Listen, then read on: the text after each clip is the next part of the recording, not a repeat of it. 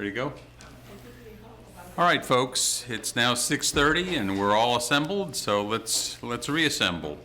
First of all, call the meeting back to order. Is there a motion to come out of closed session? Yes, I have that. I move that the city council members certify by a recorded vote that, to the best of each member's knowledge, only public business matters lawfully exempted from the open meeting requirements of the Virginia Freedom of Information Act and identified in the motion convening the closed meeting were heard, discussed, or considered in the closed meeting. Is there a second? Second. Ms. Thomas, you take the vote. Counselor McGill? Yes. Counselor Payne? Yes. Counselor Pinkston? Yes. Mayor Snook? Yes. Okay, so the motion passes 4-0. So having established that we have a quorum, we'll begin the business meeting with a moment of silence.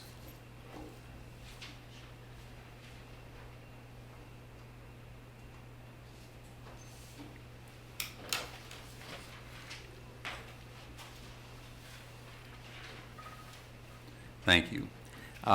First item on, counselors, any announcements to make? Yes, I have one announcement. Mr. Alexand presents the 14th Annual Summer Think Shop with this year's theme, Ridin' with Yogo. The purpose of this event is to provide a fun, educational, and positive experience for area children. The event will be at Burley Middle School, 901 Rose Hill Drive, Charlottesville, Virginia, Thursday, July 21st, 2022 at 10:30 a.m. to noon. The main highlight will be Enzo Mason, an 8-year-old entrepreneur whose company is Blue by Enzo. Other guests include dynamic vocalist Mark Williams, praise dancers, Kids Choir Dance Ministry, music and spoken word, Yogo Challenge, material prizes, and more. So, y'all come. Okay, thank you. Next, proclamations. We have one proclamation. This is in July, officially Parks and Recreation Month 2022. And whereas parks and recreation programs are an integral part of communities throughout this country, including the city of Charlottesville, and whereas our parks and recreation experiences are vitally important to establishing and maintaining the quality of life in our communities, ensuring the healthy lifestyle for all citizens, and contributing to the economic and environmental well-being of community and region. And whereas parks and recreation programs build healthy, active communities that aid in the prevention of chronic disease, provide therapeutic recreation services for those who are mentally or physically disabled, and improve the mental and emotional health of all citizens. And whereas parks and recreation programs increase a community's economic prosperity through increased property values, expansion of the local tax base, increased tourism, the attraction and retention of businesses, families, and retirees. And whereas Parks and Recreation is a leading provider of healthy meals, nutrition services, and education, and whereas Parks and Recreation areas are fundamental to the environmental well-being of our community, our parks and natural recreation areas ensure the ecological beauty of our community and provide new learning opportunities and memorable experiences for children and adults by connecting with nature and the outdoors. And whereas the U.S. House of Representatives has designated July as Parks and Recreation Month, and whereas the City of Charlottesville recognizes the benefits derived from parks and recreation resources, offering over 300 programs such as swim lessons, dance, gymnastics, day camps, nature programs, and athletics leagues with over 5,000 registered participants for the summer of 2022. And whereas special events in July include Sunday Sundowns on July 17th at Washington Park Shelter and Pool from 4 to 7, with free swim, free meals while they last, and music for the whole family. And Sounds of Summer on July 30th at Tonsler Park features the original Moonlighters Band and a free meal off the grill from 6 to 8 p.m. Now, therefore, be it resolved by the Council of the City of Charlottesville that July is recognized as Parks and Recreation Month in the City of Charlottesville, and residents and visitors are encouraged to participate in the range of activities that help to make Charlottesville a vibrant community. Signed and sealed this 18th day of July, 2022, Lloyd Snook, Mayor.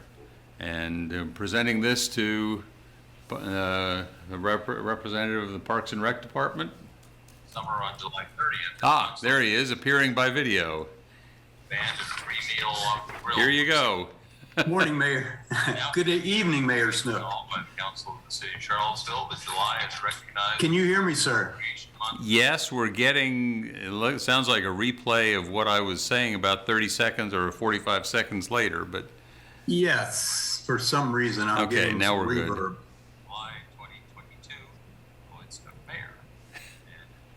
Anyway, I would just like to say thank you, Mayor Snook and Council. In honor of Parks and Recreation Month, I would like to thank you and members of Council for your help and support in providing parks and trails and recreation facilities and programs for our citizens and visitors of Charlottesville. yes, we're getting, sounds like a replay of what I was saying about 30 seconds or 45 seconds later, but. For some reason, Okay, now we're. Well, we had this problem with one other person calling in a couple of weeks ago, and I'm not quite sure what the answer is, but clearly there's some sort of feedback loop that's being created. So, anyway, Okay. Mayor Snook and Council, thank you very much. And this means an awful lot to Parks and Recreation. We offer essential services, essential parks and facilities, and I can't thank you enough for all of your support. So if you see someone in the park or our pools or our facilities with our brand, please thank them. They're working tirelessly. well, I appreciate all the work you've been doing, and hope you've been able to get back to having the pools fully staffed. Has that situation been solved yet? Not entirely, sir. We are probably 70% there, so we're still rotating Washington Park and Honesty, but we're working very hard. Well, I appreciate the effort. I know in the current marketplace is really tough. I appreciate that effort. So, thank you so much. Thank you, sir. Okay, next item on the agenda, is there a motion to approve appointments to boards and commissions? And we're not going to talk about the Planning Commission at this point. So, who's got that list? The list of the, I guess we only have one other, is that right? Yes. I'd move to appoint Andre Key to the Community Policy and Management Team. Is there a second to that nomination? Second. Any discussion? All in favor say aye. Aye. Aye. All opposed? Okay, Mr. Key is now appointed. We will come back to the Planning Commission later on. Ms. Thomas, would you read the consent agenda, please?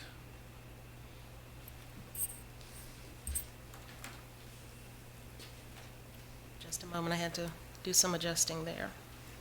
Tell you, while you're doing that, let me put in a plug.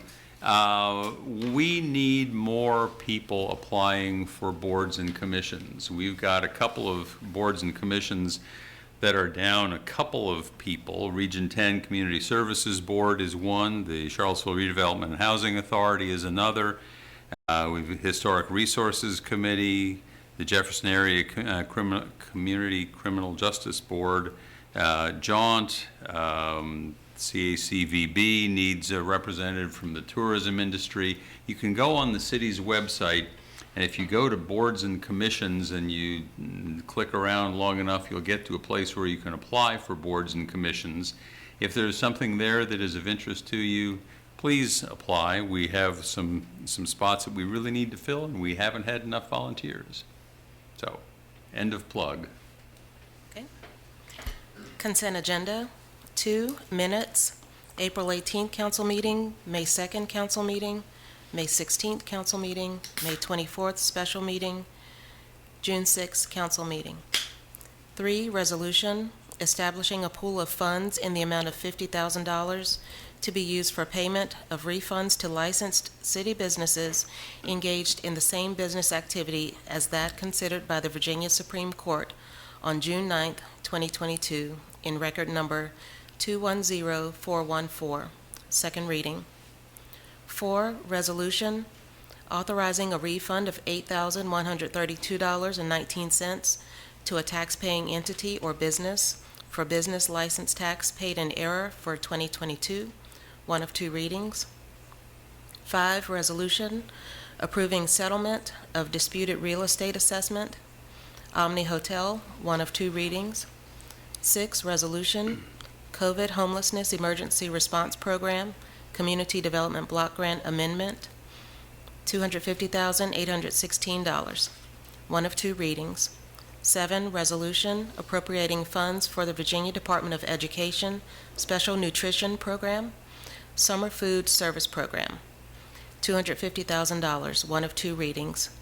8, resolution State Criminal Alien Assistance Program, SCAP, grant for 15 PBJA-20-RR-00381-SCAA for $4,748, one of two readings. And item number 9 was moved to the last item on action agendas for tonight. Right, thank you. Okay, we will now take public comment regarding items on the consent agenda that were just read by the deputy clerk, or by the clerk. Each speaker will have up to 3 minutes. In the Zoom webinar, you may select the raise hand option to be placed in the speaker queue. If you have joined by phone and wish to speak on the consent agenda, you can press *9. We'll alternate in-person and virtual speakers. If you were someone who signed up in advance, your time will come in a few minutes. It's not quite here yet. That's at the Community Matters section. This is simply if you want to speak on any of the items that were just read from the consent agenda. Is there anybody in the room here who wishes to speak on any of those matters? Seeing none, do we have anyone online who wishes to speak on any of those matters? Mayor Snook, I see no raised hands. All right. So we'll close this public hearing as to that, and our public comment period. Is there a motion to adopt the consent agenda? So moved. Is there a second? Second. Any further questions or comments? Ms. Thomas, you take the vote. Councilor McGill? Yes. Councilor Payne? Yes. Councilor Pinkston? Yes. Mayor Snook? Yes. So that passes 4-0 to adopt the consent agenda.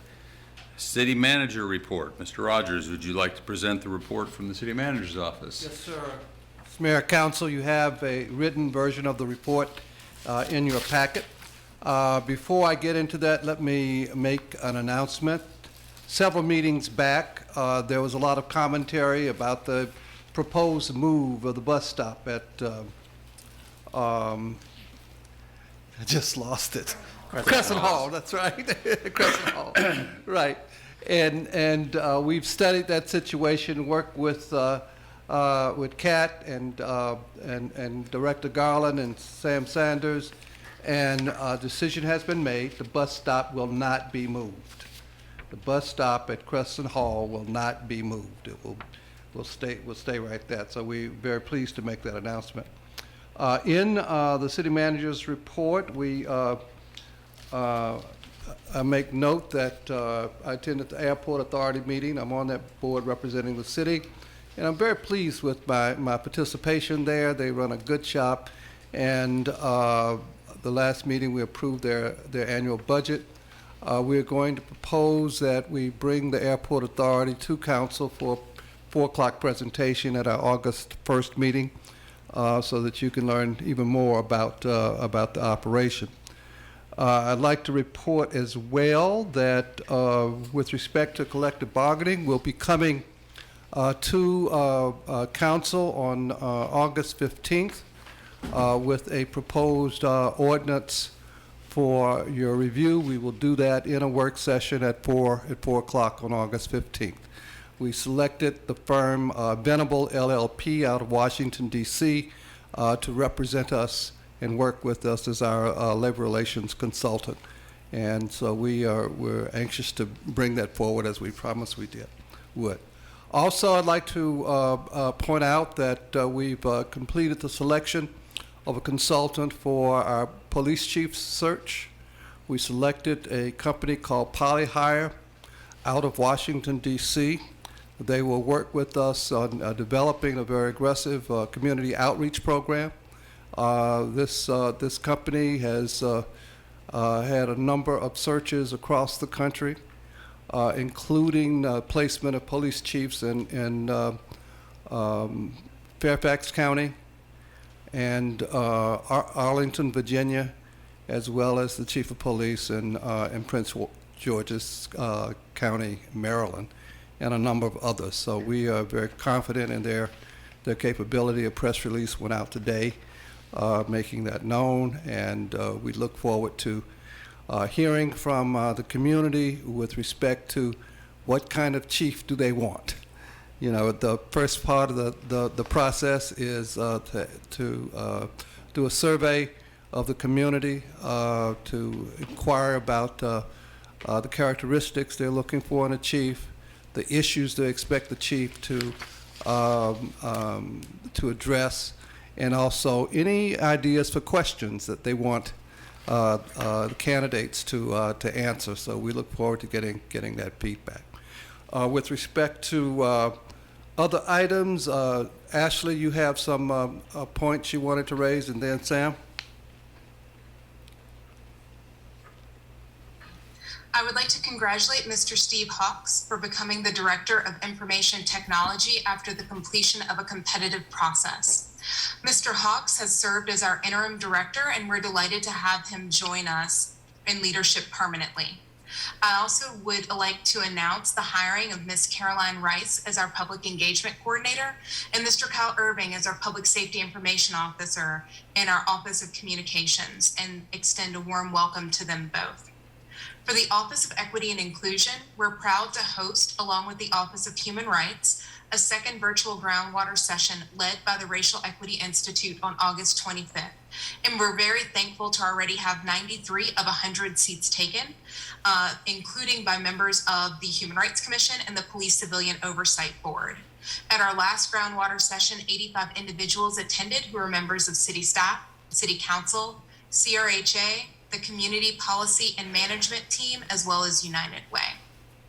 Important for this current weather is to remind our community that the Department of Social Services is accepting applications for cooling assistance.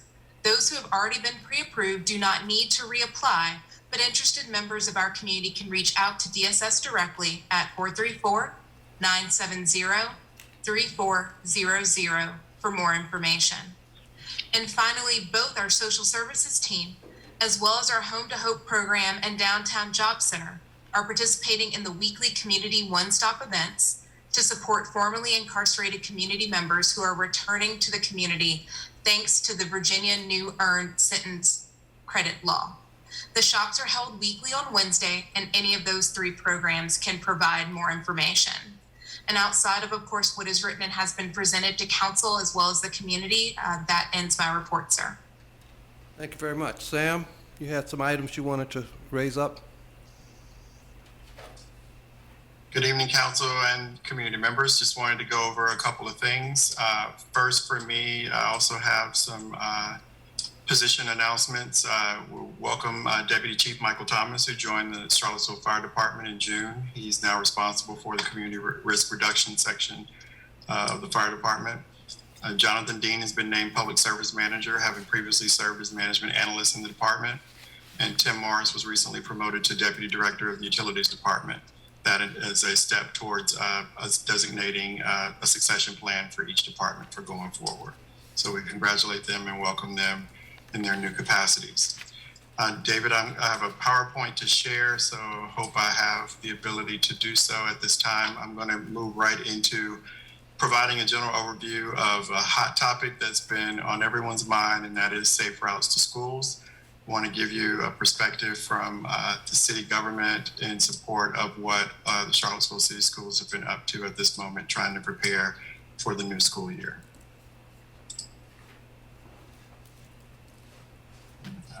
To make sure I'm sharing the screen.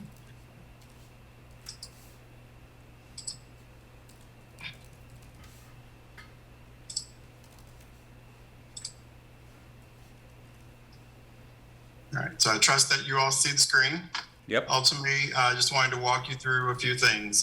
First and foremost, just to share with the public that we hear your concerns, and we have definitely been working hard to try to make sure that we are working in collaboration with Charlottesville City Schools to solve the various issues that may result from 750 additional kids having to walk to school this year. We are remaining focused on CAT. The driver shortage has definitely made things very complicated for us. We've engaged our HR director and team to look at compensation schedules, and management is evaluating protocols for efficiency improvements as well. We also recently met with Albemarle County Public Schools to identify some opportunities for efficiencies, looking at special needs transports, as well as looking at crossing routes that may produce some opportunities as well. And then I've reached out to Jaunt asking for any driver sharing possibilities, looking that we won't be able to use their equipment because of the federal nature of the funds that they receive. But when drivers are not working for Jaunt, they might be able to drive for us. So we're looking to see if we can figure out a way to make that possible. In addition to our ongoing efforts to build up a more robust transportation planning and project execution within the city. But I wanted to really spend a little more time and just kind of share with the public what it is that we're doing. Looking at this from a four-pronged approach. Priority. Priority is that we see this as not just the Charlottesville City Schools problem. This belongs to all of us.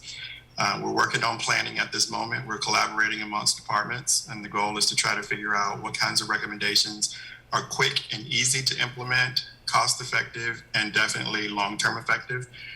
We're looking to capture proposals from neighborhood-led groups, hoping that we'll be able to deploy those groups in doing some of the work as well, since they have offered to do so, and to make sure that our goal of making sure that it's safe routes provided to kids to be able to get back and forth to school is definitely our number one priority. We're looking at this from a portfolio approach. Charlottesville City Schools have been identifying a priority list. We will put that list in motion as soon as we receive the final evidence of what it is that they think is most important for what we're working with. In addition to that, staff has been working collaboratively to try to identify out-of-the-box ideas as well as the more basic things that we know that we can do. And then from there, we'll go into looking at what Livable Seville and the Bike Ped Advisory Committee has come up with, a very robust list of things that we can definitely prioritize over time. And again, we're wanting to make sure that whatever the schools have identified as their priority needs, we can deploy those items ASAP. This is pretty much what I just said there and what we're doing. We're also looking to get additional funds. Mr. Rogers provided as a part of his presentation on ARP a request for $500,000 to add to existing funds that we already have in place that have been a little more of a struggle to spend, but the goal will be for us to get more hands involved in getting that money out on the street in the way of putting these projects into play. In addition, that we have seats available, additional budgeted seats in the FY23 budget that we think will come online very soon, and that will help us with long-term planning. This is what the plan will ultimately look like. We're looking at all the various things that we have heard that we know are possible for us to be able to do: more crosswalks, sidewalk repairs, looking at weeding and cutting along various routes that have now been added to the route to school, installing flex posts, additional signs and radar signs. Those are things that we know that most people have been aware of from our prior planning efforts, and how we can get additional resources available for the various kids and or parents that might be helping them cross the streets. Bump outs, flashing signs, and speed limit changes are items that we'll be able to quickly work with neighborhood groups as well as lead some of these projects ourselves. And then additional items that we'll bring to council for approval to be able to implement. Even in a pilot stage in the school zones, that might be one approach, but our goal will be to quickly get some of these things out and basically available to make this process a little bit easier. The last line you see there on the screen says inspect, evaluate, and convert to perm. Those are just our signals of what it is that we'll be doing. We're going out and inspecting sidewalks, crosswalks, and our weed cutting areas right now. We're evaluating where we can put flex posts and additional signs, and where a radar sign might make sense or something to be able to bring back to council. And then we'll be converting, of course, any ideas of bump outs or flashing signs into more permanent, with speed limit changes being something that we'll also have to explore from the study perspective. So just wanted to be able to stop and provide this opportunity for the council and the public to understand that we recognize our role in getting this work done, and we will be continuing to work on this and make sure that we can get as much of this implemented as quickly as possible. I met with members of the team earlier today. We're looking to begin our work next weekend, in trying to get additional work done, even prioritizing overtime if that is necessary. And we'll be meeting with the schools on a weekly basis going forward to make sure that everything that they have prioritized, we are definitely not missing and being able to get it established as quickly as possible. Thank you. Thank you. Is that it, Mr. Rogers? Or you got That's it. We'll take Okay. any questions if you have any. any questions for the city manager? So, Thank you. hearing no questions, let's turn to community matters. We have 6 pre-registered speakers, leaving 10 slots for additional speakers on community matters. Each speaker will have up to 3 minutes to speak. There will be an additional public comment section at the end of the meeting. We will now open the floor to the pre-registered speakers. Others wishing to speak may select the raise hand option in the Zoom webinar to be placed in the speaker queue. If you have joined by phone and wish to speak during community matters, you may press star 9. In-person attendees may raise your hands to be recognized and will alternate with virtual speakers. Is our first speaker available? Mayor Snook, Melinda Anderson, I believe is the name. Are they present in the room? Melinda Anderson? She withdrew her name from the list. So the first would be Kirk Bowers. Okay, that's what I thought. The first one on my list is Kirk Bowers. Is he online? Yes, Mayor Snook. Kirk, you are on with council. Okay. Can you hear me? Yes.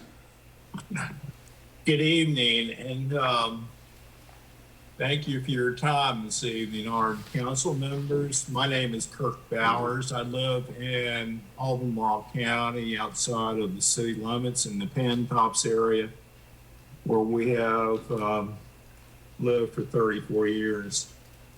My role today is to reintroduce myself to the city council as the conservation chair for Piedmont Group of the Sierra Club.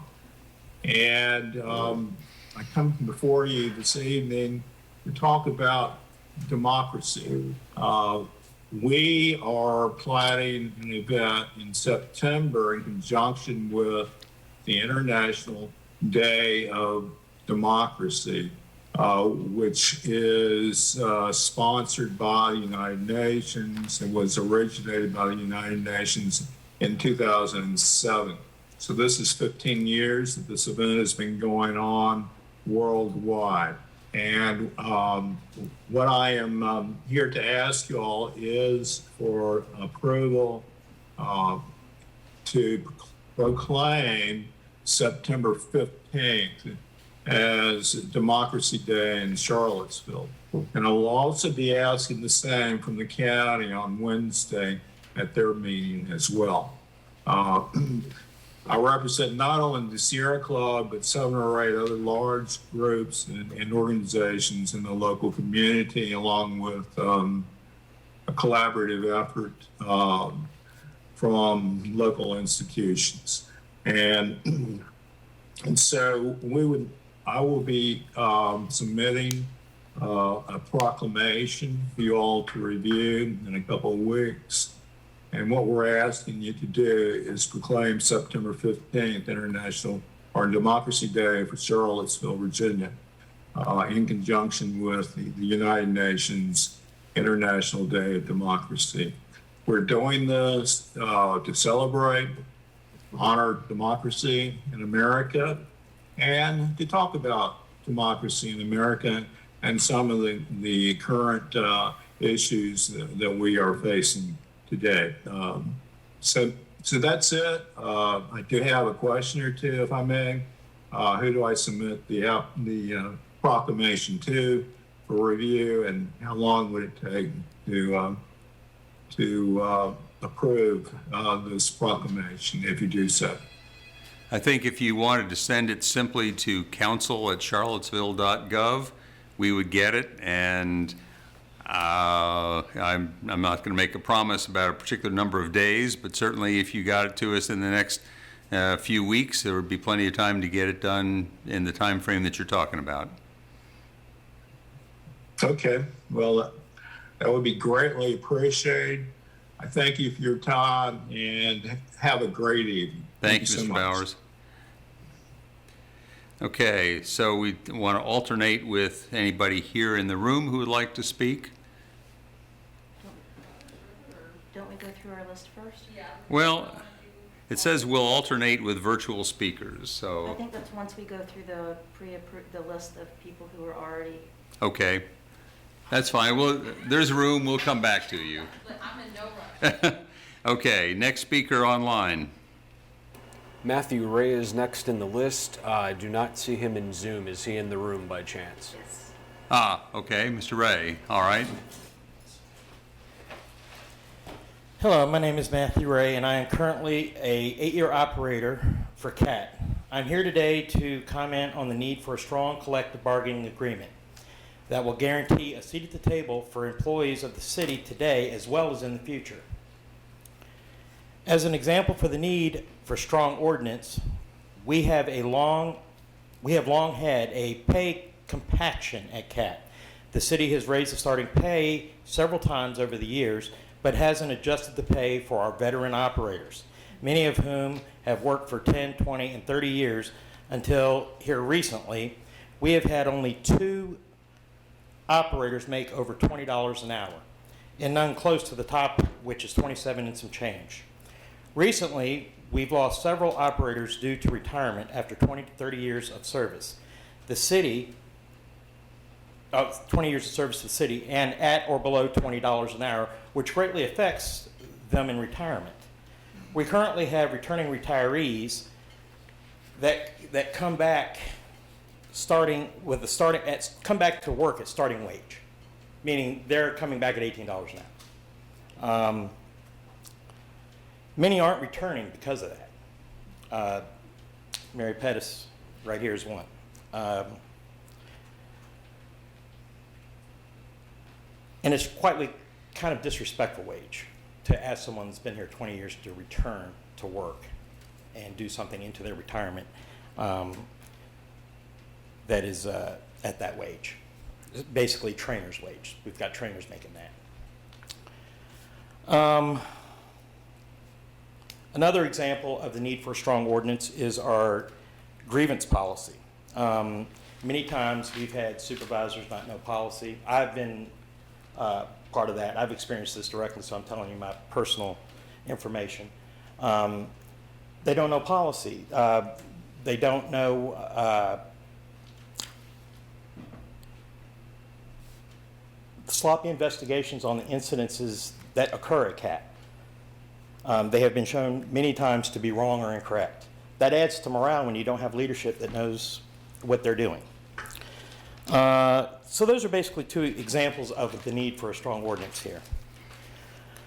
I'll also say that lastly is we need the use of the CAT facility up at Transit. We currently work 6 days a week. Many of us are working overtime. Many of us have other jobs. The CAT facility is convenient. It's where everybody knows how to get to. Parking is ample. So that's definitely a need, that we definitely need to have access to the building. We recently had access to the city space, which I don't see a difference between city space and our Avon Street offices. But, so I don't see the difference there. And I know that there's no rule or law that prohibits this. I mean, the city can say, we can use this. So, thank you for that. Thank you, Mr. Ray. So, Ms. Pettis?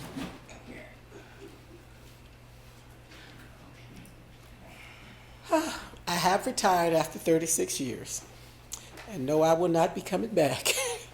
I do feel that we need collective bargaining because I worked almost 37 years for the city, and what I retired at, I can't live off of, so I'm going to have to work somewhere else. And the time that I was there, I had 2 additional jobs. So, and I'm here because the union and having bargaining rights is not going to help me. But I know it will help these drivers that are coming in, and it will help us keep drivers and even school bus drivers, because I did that too for 13 years. Okay, so, and they need 40 hours and they need it year round because people don't just live during the winter. So collective bargaining or union would be able to address all of that and speak for us and help us get the things that are needed. And I know when it don't affect you, you don't think about it. But since it affected me, I think about it a lot. So I want the people coming after me. I like CAT. I enjoyed working there. And I want the people that are coming in to have that experience that I had and come to work. Don't not come because of something that's bothering you at work. So if they had a strong union, they could address those things. No workplace is perfect, but you can make it better. And sometimes you need somebody that you can go to that is going to be on your side, that is going to speak for your needs. I know y'all have y'all's agenda and y'all's needs, and you address those, but we need someone that's going to address ours, to support us, to understand. And that's all I have to say. Thank you, Ms. Bettis. Next is Daniel Summers. Is Daniel Summers here? He's on the Zoom. Okay. President? All right. You have 3 minutes, Mr. Summers. Yes. Hi. My name's Daniel Summers. I've been with the city of Charlottesville for over 10 years. It's a great place. I like what I do. I like my coworkers as well. But once again, like Matt stated, we do have problems and different issues with different management there. And as well, I feel that with the union, it will help us as a whole, as far as myself and other drivers there. And it will be very useful for the future for other CAT drivers that they do hire there. And I do feel as if we need it for CAT to remain strong and benefit the public to where we can work together better as a whole.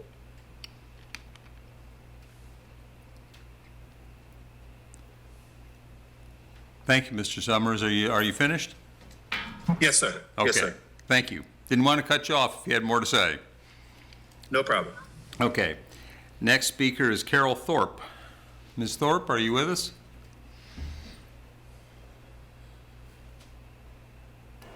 Mayor Snook, I don't see Carol Thorpe on Zoom. I do see one phone attendee, but I'm not sure if that's possibly her. Has that phone attendee raised a hand? They have not. Okay. So let's assume that is not her. If she does in fact raise a hand or something, we can come back to her. Matthew Gillikin. Matthew, you are on with council. Good evening, Council. This is Matthew Gillikin. I live in Fifeville, and I'm speaking on behalf of Livable Seaville. I was coming to ask for some things regarding safe routes to school, but instead I'm going to thank you all and thank city staff for the excellent work they're doing in collaboration with the city's schools to try and identify as many solutions as quickly as possible to help make sure that our students and their families are able to access our schools as safely as possible this fall. So for that, I'm very grateful. I appreciate that the city is moving towards quick builds to make things happen as fast as possible and outsource some of that to community members who are eager to help with that. And additionally, to provide funding for some of these projects, which will be more permanent in nature. So that gives me a little more time to talk about some things that came up in the ARP funding discussion. We think that more money needs to be allocated towards housing and homelessness prevention from the ARP funds. And where should this money come from? Well, it could come from a variety of places, but it appeared that the current plan is to set aside $1 million for something that we do not need any more of, which is parking downtown, city-owned parking, that is. So we would ask that you would shift more money towards affordable housing and homelessness prevention in the ARP funds and less money in the economic development slush fund as the city acts in a way that will actually support its goals of reducing the environmental impact of cars and other carbon polluters and provide better housing opportunities and an ability for people to stay in Charlottesville. Thank you for your time. Thank you, Mr. Gillikin. Carol Thorpe has raised her hand. Mayor Snook? Okay, well, let's bring Carol on then. Carol, you're on with council, and you'll have to unmute yourself.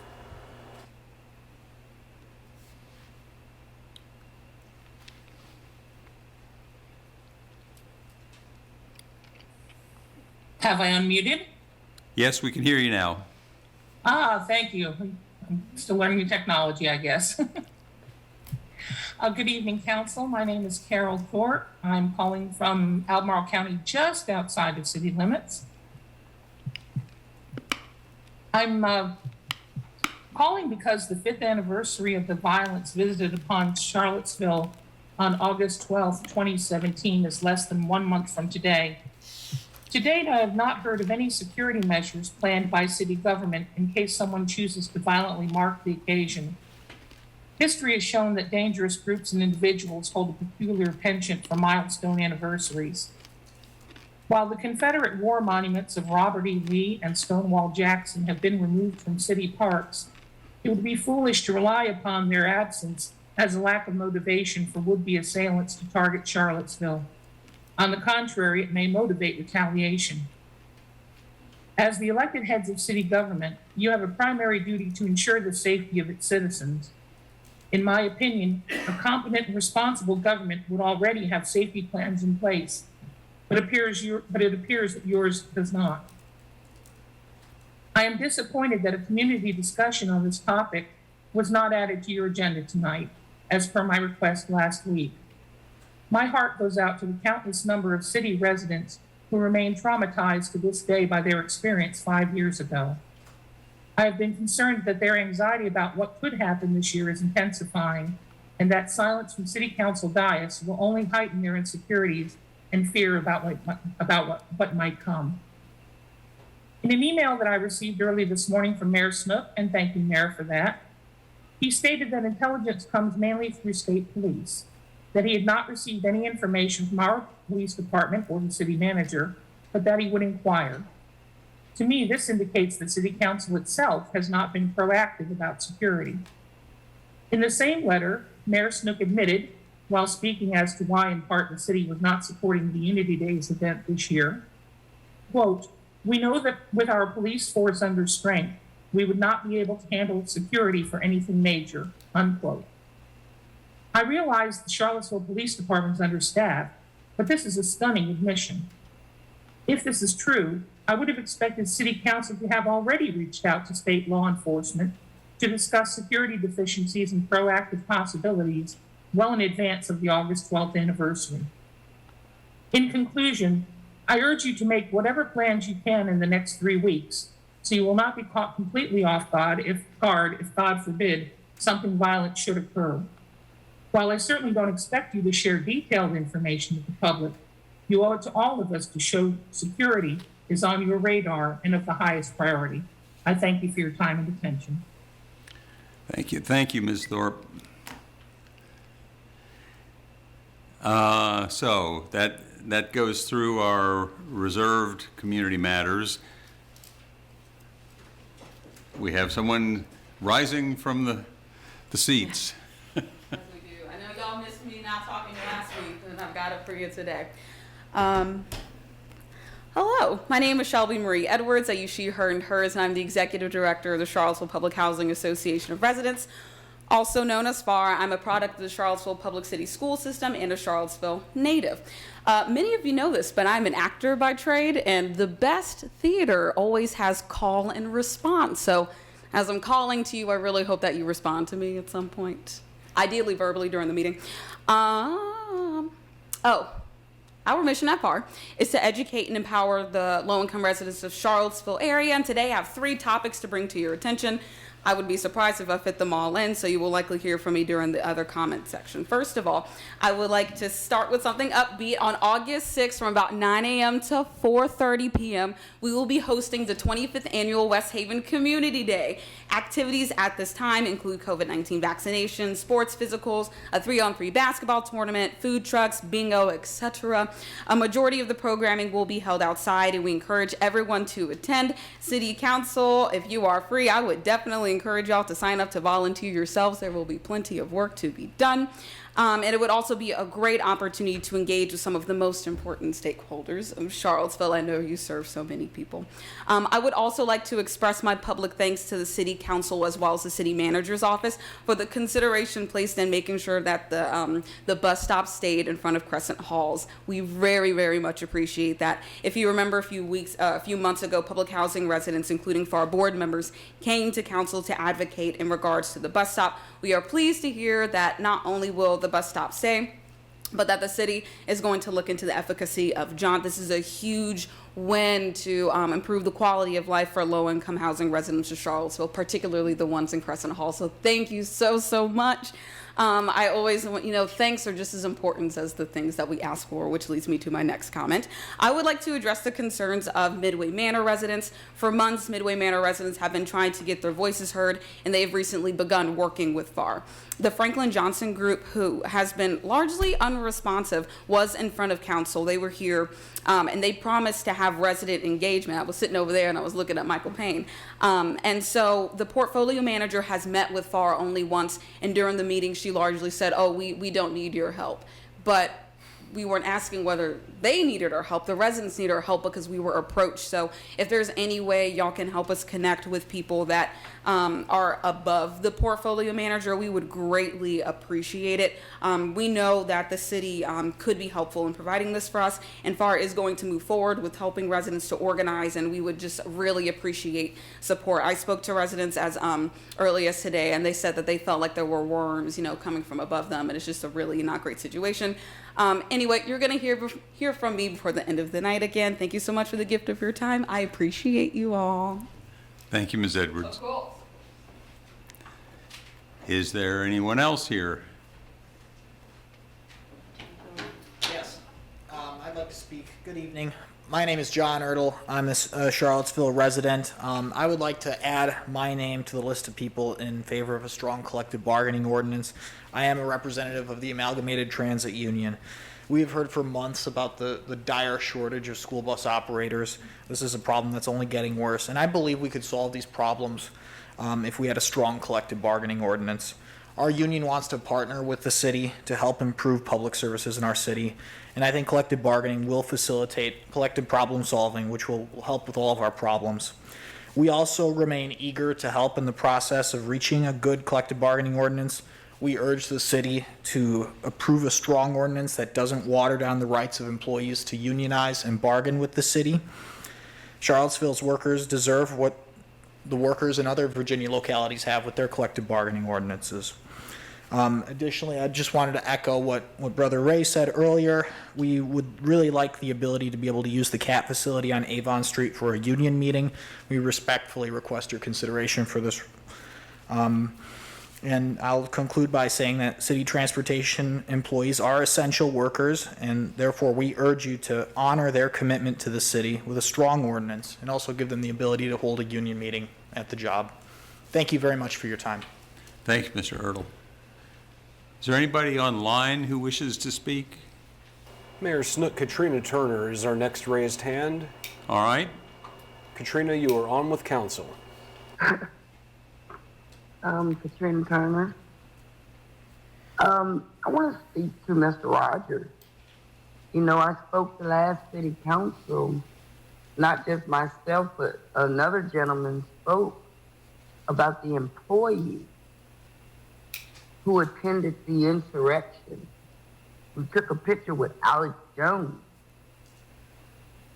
Why wasn't there any mention of you all investigating if this happened? This man was accused of brandishing a firearm at a woman. Was any of this investigated? I also spoke about me hearing that there were 21 officers in January of 2021 who went on leave or whatever from the 5th to the 7th of January. I'd like to know if you did any investigation into that. And if so, even if you haven't, why did you not even mention that you're investigating it, or are you investigating?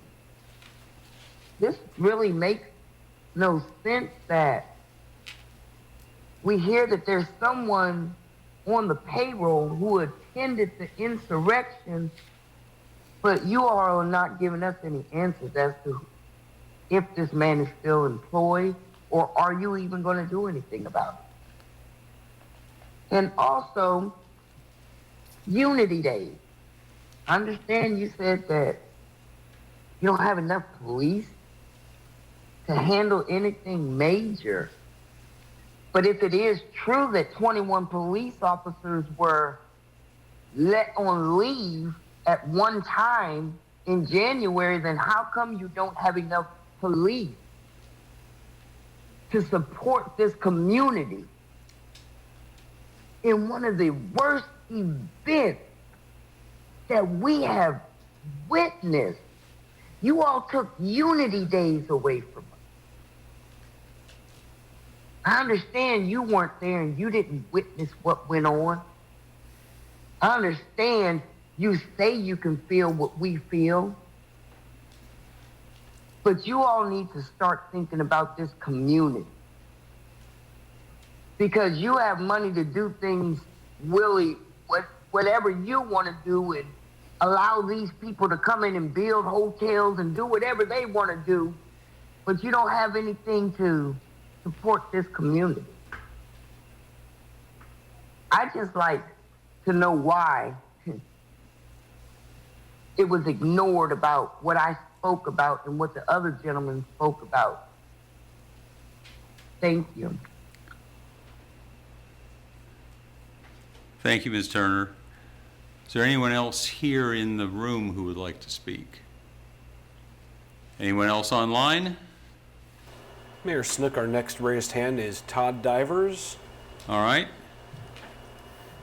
Hi, Mr. Mayor, members of council. I wasn't going to say anything, but I did not get a notice to Keena in time to have you all make an announcement about the chat program. The Charlottesville Homeowner Assistance Program is up and running. We sent the mailers out a couple of weeks ago. We've had a little bit of trouble with the online form and our Laserfish repository, and so we've been fighting with that now for a couple of weeks, but we're working to get that up. There is a PDF fillable form online if folks want to do it, and then they can always do it the old-fashioned way by mailing in the form that we sent them in the mail. I just wanted to get a shout out and let folks hear that during council that the chat program is up and running. If you have any questions, give us a shout, 970-3160. I don't know if this was the appropriate time to say that. What's the deadline for that? 970-3160. That's our main line for Commissioner Revenue. Is there a deadline? I'm sorry? Is there a deadline? September 1st. Okay. And again, you know, I apologize to folks. I appreciate their patience on the online form. We've been fighting with some technical issues with some of the changes this year, but we'll get it up and going. Thank you, Mr. Divers. Thank you all. Anybody else online? Mayor Snook, we have Tanisha Hudson next. All right. Tanisha, you are on with council. So first and foremost, I just want to point out, can you all hear me okay? Yes. Lloyd, you gave me a totally different response than you gave Carol Thorpe. Very unprofessional, very unprofessional. And then on top of that, for you all to keep screaming you don't have enough police staff, unacceptable, because you've been hiring police out of the area, out of the district, to come and work the weekend. So we've had Henrico Police, Richmond Police, the Virginia State Police. That's unacceptable. Y'all making up any excuse at this point to just simply not have Unity Days. And then you said, Lloyd, and I quote, you said in the DTM that you champion other city officials and that they weren't down with it. Well, Michael, I spoke to you downtown on the mall, sitting right outside of Mud House, and you said you supported something happening for Unity Days and that you all were going to meet and talk about it. So does Lloyd speak for everybody? Cena, your husband was literally out there. Your husband was out there the entire weekend or whatever. At least he went on a Twitter rant about it for a very long time about August the 12th. How dare y'all do this to Charlottesville? How dare you? And Ashley Marshall, if your job is about equity, you should focus on why raises aren't being distributed equitably in the city, between the city employees. Why did police get a raise? Fire didn't get a raise, whether it was a step increase raise or whatever type of raise that they got. You gave the police a raise. Fire didn't get it. Nobody else got it. CAT didn't get it. Here you have your bus driver screaming they need more money, and you're only giving one department a step increase. You should focus on equity within the city, Ashley, instead of focusing on instead of helping and assisting with wrongful terminations. The same goes for you, Mr. Sanders. Also, Ashley, what was you telling Todd Niemeyer to be cautious with what you write down for? Why was you telling him that? What exactly are you trying to hide and cover up? Was it perhaps Brackney's termination? Because she was wrongfully terminated. City Manager Rogers, I don't know if you're under a gag order along with everybody else, but the fact that y'all take y'all time to respond to emails is absolutely unprofessional. So, Mr. Rogers, I suggest that you get on your assistant city managers and let them know that they should respond to my emails when they're copied in them, because they have not been responding. If you're under a gag order because of Lisa Robertson, then say that. Say that's why you all are not responding to me. I mean, this is just crazy that you all died for people to be pushed off of council and be, new officials to be elected in, for you all to completely remove transparency from this city government. It's crazy. It's absolutely crazy. Thank you, Ms. Hudson. And then you all sit there and don't even want to respond via email. Thank you, Ms. Hudson. It's been 3 minutes. Disrespectful. Have a good one, Lloyd, with your smart ass. Is there another speaker? Mayor Snook, Chris Meyer has his hand raised. All right, Mr. Meyer.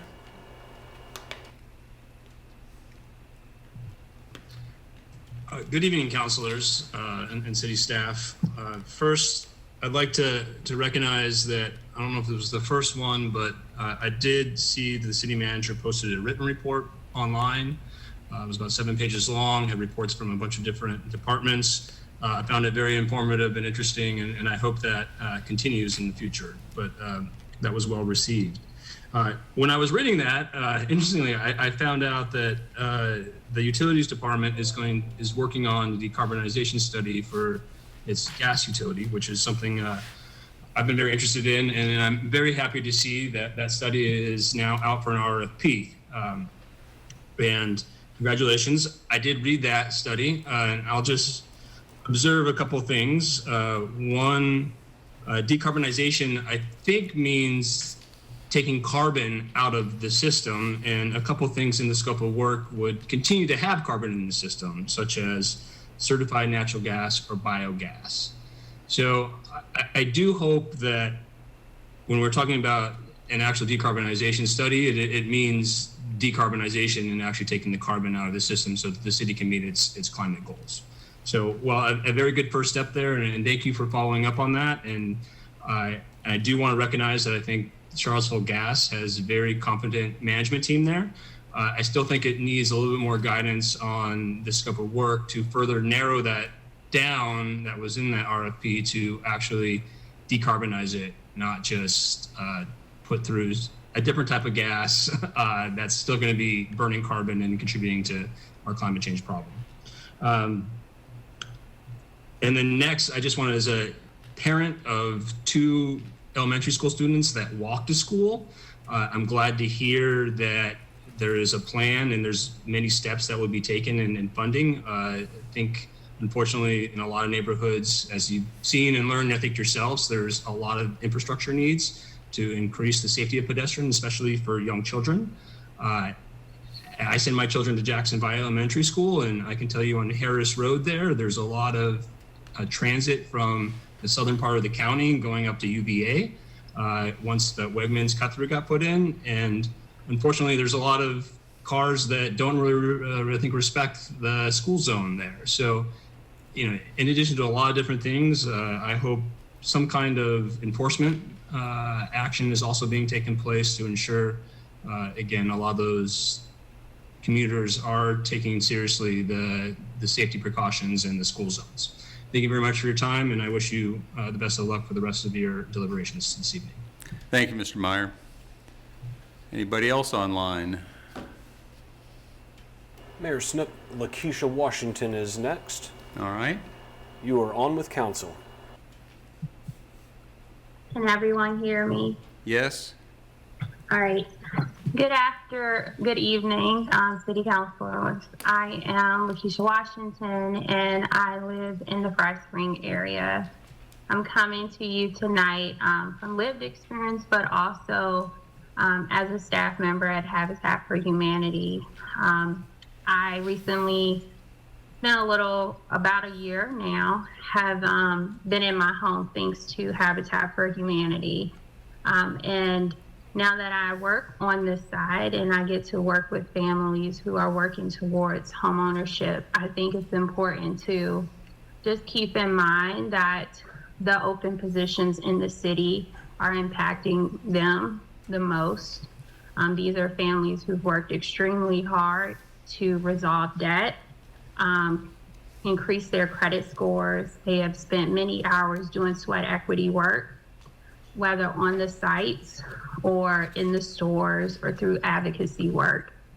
And it's really hard to see these families who work so hard get so close and not have a lot where they can make a selection because we don't have the staffing in the city to pass permits or have people in the city that are able to come and do inspections. And so, although I know that there are a lot of staff shortages around the city, it is very important to keep these families in mind. These are families who are living in conditions that are not the best conditions. I myself lived in an apartment where there was a lot of mold, and I suffered a lot of health issues because of that. And so these are families who are trying to give their children a life that they might not have thought was possible. And this is an organization that turns that hope into reality. And so it's really hard to see families get so close and us not being able to offer that. And I've heard several people say tonight that you have to live in that experience in order for you to understand the need for change. And so I do ask that in conversations or things that are going on in the community, that city council members and those that are in position to making new hires possible will do the same. You will go out there and connect with community members and have a deeper understanding of what that means. And then maybe have a stronger push for getting people in those spaces. Thank you. Thank you, Ms. Washington. Is there anybody else? Mayor Snook, Joy Johnson is our next raised hand. All right, Ms. Johnson. Good evening. My name is Joy Johnson. I'm a public housing resident. I reside at 802A Hardy Drive for now. I do want to say that it's a little disappointing to know that Unity Day is something that the city would not continue to support, but it doesn't surprise me. The other thing is I work with, in my position at CRHA, I work as a resident services coordinator. So I work with people in public housing and non-public housing resident. And I encountered a young man who had a brain injury, who was just standing in the sun. I'm coming from physical therapy. I gave him a ride and found out that he was in need of getting an application into CAT to start the process so he could either ride the bus or to get joint. Because he was having difficulty getting around, I emailed it and scanned it to CAT only to get a response that we have to bring it in. They don't accept the application online. So my question is, I'm gonna take it to CAT for the person. We will get it there. But I think it's unfortunate that that's how you treat disability people or people who are seeking transportation to get where they have to go through CAT. In order to get to joint, you have to fill out an application through CAT. And to email me back and say, oh, I can't accept it, to me, it's something needs to change on that. My next thing is that I keep saying you all need to define affordable. Because affordable for whom? There is a class of people that you all continue to let these developers leave out. I will say it again, and then my pet peeve with all of you, is that we come on here to voice our opinion, and we don't get a response. That is so disrespectful. So I struggle to come on here and say what I have to say. But when I found out that CAT was an issue on here, I wanted to also show you how they treat people, disability people or people in general. You have to make it easy for people to be able to get the services that the city is trying to provide to them. Again, you need to define affordability. You cannot continue. And I can't share it because I know my time is running out, but I'll come back and share. University Heights, I'm trying to help someone find an apartment. They have all of these things that disqualify you. But when you're not disqualified, if the rent is $1,000, they want you to make 3 times the amount of what the rent is. You all need to look into what is going on. These landlords that's just run rapid in the city of Charlottesville, and people who are struggling to find a place, can't find a place to live. Anyway, again, define affordable. Respond to us. We don't come on here because we want to be in the theater. We come on here because we have issues that you all need to solve. Thank you. And you will hear from me on the other. You know what I'm saying. Goodbye. Thank you, Ms. Johnson. Anyone else? Our next speaker is Nancy Carpenter. Nancy, you're on with council. Thank you for this evening and the ability to address you. I hope that my mic works well. I'm having a little internet issue. Earlier tonight, there was a presentation and had a slide that said, "We hear you." And I'm listening to everybody's comment, and I'm wondering if that really is a value that city government is vested in. You know, I certainly support what Ms. Johnson said, what Ms. Washington said, what Ms. Edwards said, what Mr. Gillikin said in reference to some of the needs in aspects of housing. I also, read some of what you deliberated on at your earlier meeting about this ARP money, and I know that a few weeks ago I came on and said, what are your priorities?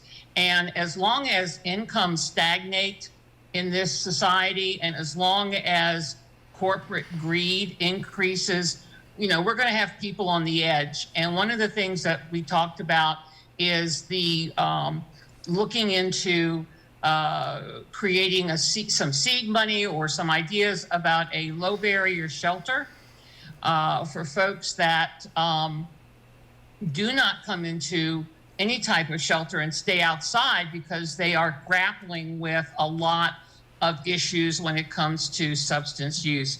We also have a lot of families that are feeling the stresses and strains because one of the things I see, as long as this pandemic is going along and it doesn't become endemic, which I never wanted to see, that families and individuals are going to be stressed about income.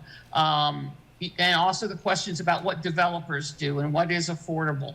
You know, you have some art money there, quite a bit. It could make such an impact when it comes to creating housing for people, getting these building permits, you know, and things addressed and assessed so that these families can get into their housing. There's a lot of things that I think you can do that have been mentioned tonight, but the question is, do you hear us? Thank you. Thank you, Ms. Carpenter. Anyone else? Mayor Snook, our 16th and final speaker will be John Sales. All right, Mr. Sales. Thank you all so much for letting me speak tonight. Well, I wasn't going to speak, but then Joy got on here and I was like, God, I got to speak now. So I watched the Planning Commission meeting, and I think 1000 Monticello Avenue was on there for us, SUP. And so I started digging into it a little bit more. And I really think you all should listen to the Community Office of Community Solutions. 125% fair market rent, it's not affordable. You can't use a voucher there. You can use your current SISRAP voucher, but that's not a voucher, and it's not permanent funding. And so for the developer to commit 10 years of affordability for these units doesn't mean it's going to be affordable, because 125% fair market rent is not affordable. And the 5 units that they are providing, yes, it's affordable for 10 years. The city needs a lot more. 10 years is not a long time. And if you do it in 10 years, those are 10 units that you're going to lose. I mean, those are 5 units that you're going to lose in 10 years. And the city needs to be prepared to have something in place to either continue those units being affordable by putting an incentive there for the landowner, or having something in the pipeline that's going to replace those units. And I also want to point out that the income limits just changed again. The average income for a 4-member household now is $112,000 almost for the city of Charlottesville. And so when you really start talking about building units only at 80% affordable, 9 times out of 10, a majority of the staff that work for the city can't afford those units still. So when we're looking at developers building units at 80% AMI, your own staff can't afford to stay there. The staff at the city schools can't afford to stay there. My staff can't afford to stay there. UVA staff can't afford to stay there. So we really need to be incentivizing the units at 60, 50, 40, 30, 20, because those are the individuals that we're missing those families. And so there was just a study completed that showed the largest gap of units not being built is from the 50 and under. That's across the entire country. They looked at Charlottesville, and it's also the same case in Charlottesville. And this study was just completed. It was just released, I believe, on Friday. And so I'll make sure I'll send that around. But the city really needs to take a look at what units are being constructed, not only through the SUP process, but what units you all are incentivizing when you all fund projects as well. And listen to the Office of Community Solutions. What they put in the report for the Planning Commission for that project, it's right on point. They're right. The information that they provided is accurate. You all need to trust them and listen to their guidance, because that's the way that you're going to help solve the housing issue we have in Charlottesville. Thank you all, and I'll be around for the rest of the meeting. Thank you, Mr. Sales. So that we have final speaker of 16. There will be another opportunity for public comment at the end of the meeting. Mr. Rogers, any comment you wish to make in response to anything what was said?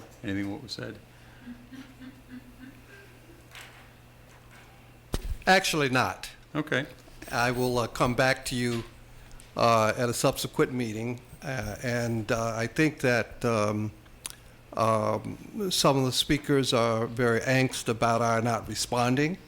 So we will look at what was asked tonight and come back with a response to community matters that were raised. Okay. The only response I want to make, since it was specifically referenced, deals with comments that were attributed to me about why we were not having any Unity Days celebration.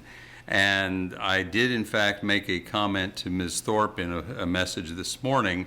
I also made a more detailed comment to Ms. Hudson a week or two ago, and I did not give all of the reasons to Ms. Thorpe that I'd given to Ms. Hudson, simply because Ms. Thorpe asked me about one narrow, specific question. What I had said to a number of people was the reason why we were not having a Unity Days celebration at this point was that, if you remember, the last time we had Unity Days in 2019, Charlene Green and Brian Wheeler basically worked for most of a year to get that put together. Neither of them is still with us in the city. There was nobody in the city who was putting that together. Frankly, one reason was because we still fight on a week-by-week basis to know what COVID will allow us to do and what is responsible for us to do. So for COVID-related reasons, in part, we did not do any of the planning 6 months or 8 months ago that would have been necessary to have put something on for Unity Days. Beyond that was the concern, as I expressed to Ms. Thorpe, that if we were going to have some sort of an event, you may recall in 2018, we had a year's anniversary, and we wound up having the downtown mall on lockdown because there was a rumor through the intelligence networks that police officers, police forces have, there was a rumor that there was going to be a rooftop shooter. As we know from more recent events, that is a fear that really has to be taken very seriously. And we have to understand that even now, 5 years after the fact, even in Virginia, even in Charlottesville, that there are significant risks like that. So I did say to Ms. Thorpe, as I had also said to Ms. Hudson, that one of the concerns that the city staff had was that if there was going to be some major effort that were enterprise that would involve a lot of security concerns, a lot of people being gathered, a lot of people having to be protected, that one of the concerns was that with our police force down by significant numbers at this point because of attrition, we would not be able to protect fully in the case of a full large-scale event without having to call the state police or some other outside entity for help. Historically, we have tended not to like it when we've had to call the state police for outside help in these events. So we had no staff working on it. We had no money budgeted for it this year. We had money budgeted for it 3 years ago when it was last done. We had no staff working on it. We have no money budgeted for it. We're down staff in any event. We were having concerns about COVID, and we had security issues. So there are a whole lot of reasons why we decided that we did not, and I say we didn't collectively get together, but as I canvassed everybody, there was nobody who had a plan for doing anything more. There was at one point some expression of some interest of doing something more. Juan Wade may do something on his own, he tells me, but nothing that would be collective. And so it was a reflection of the fact that no staff, no money, no time, no security, and COVID running rampant. It did not seem like a wise idea to try to plan Unity Days. That's the full, complete answer, which I wound up giving at one point to Ms. Hudson in a thread on Facebook thread that I wound up deleting because I didn't really want to be having that discussion on my personal Facebook page along with the pictures of my grandchildren. So that's the full story. Anybody else have anything else they want to say at this point? Hearing nothing else, let's move on to the action items. Public hearing, plastic bag tax. This is there will be a public hearing when this comes up for the second reading is how I'm reading this. And I'll tell you one of the reasons is because it's still a work in process at this point, and we're not ready for a final version of it. But if and we've heard some comments certainly received many emails and comments over the weeks, months about the plastic bag tax, and there will be an opportunity for that public hearing later on. Mr. Sanders, are you presenting this? I am ready now. I will share my screen and walk you through a few slides to discuss this item.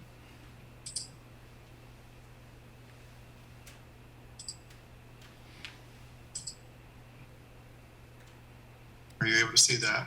Yes. Yes. Okay.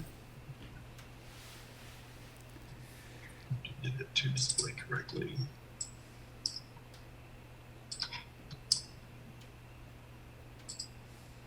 There we go. All right, so we're going to talk about the plastic bag tax ordinance. This is an item that has been a hot topic for a little while. Just want to take you through where we are at this point, laying out for you the proposed ordinance for the consideration at this time. The program is to be determined, as has been the case with multiple municipalities across the state. Most of the effort has been focused on bag distribution and very little else until there's a presentation of how much funding is going to be generated by the tax being collected. And then we'll talk a little bit about what implementation could look like, and then leave room for questions. And as was stated, we'll have a public hearing, the first meeting in August, to get additional comments. So the statute was passed by the General Assembly, and it allows municipalities to levy a plastic bag tax. That was done in 2020. There are 4 eligible uses for the tax funds that are received. They're displayed here. We can provide reusable bags to SNAP and WIC recipients. We can produce education to reduce environmental waste, work on mitigation of pollution and litter, and work on environmental cleanup. The tax is 5 cents per disposable bag, and that will be levied whether it was provided free or purchased in the store. Of course, the way to avoid the tax would be to have a bag, to not require a bag in store. There are certain types of bags that are exempted. Those are listed there. Durable bags with handles for multiple usage. They're identifying 4 mil thick as the qualifier. If it's a little bit thicker than that, would be one that would be able to be used over and over. Plastic bags used to wrap certain things that are more sensitive in nature, like meat, ice cream, produce, dry cleaning, and other container type bags would not be a part of the ordinance. The retailer does the work of collecting the tax. They are permitted to retain 1 cent of every 5 cents collected to offset their collection and remittance expenses. It's very much a similar process to how they collect retail sales and use collections. They will send those into the Virginia Department of Taxation each month. The state collects, audits, and then disperses back to the municipalities on a monthly basis. The retailers that would be affected by this tax would be grocery stores, convenience stores, and pharmacies. In doing this work of evaluating how we are moving forward with this particular item, at the request of council, city manager met with the county executive in Albemarle, who they were able to get their tax included in their budget. So their program launches January 1, 2023. It was important for us to take a look at whether or not we could get ours in line to fall similarly, because in our marketplace, a lot of people don't necessarily know when they're in the county, when they're in the city. So there's some synergy to be achieved there in being able to roll out the city program at the same time. In doing some of this work to begin this process, I looked at city examples. Alexandria Falls Church, Fredericksburg, and Roanoke are the first 4 that were able to get theirs up and running, along with the counties of Arlington, Fairfax, and Loudoun. All of the programs so far have been focused on bag distribution. The goal there, of course, to mitigate impact to lower income households.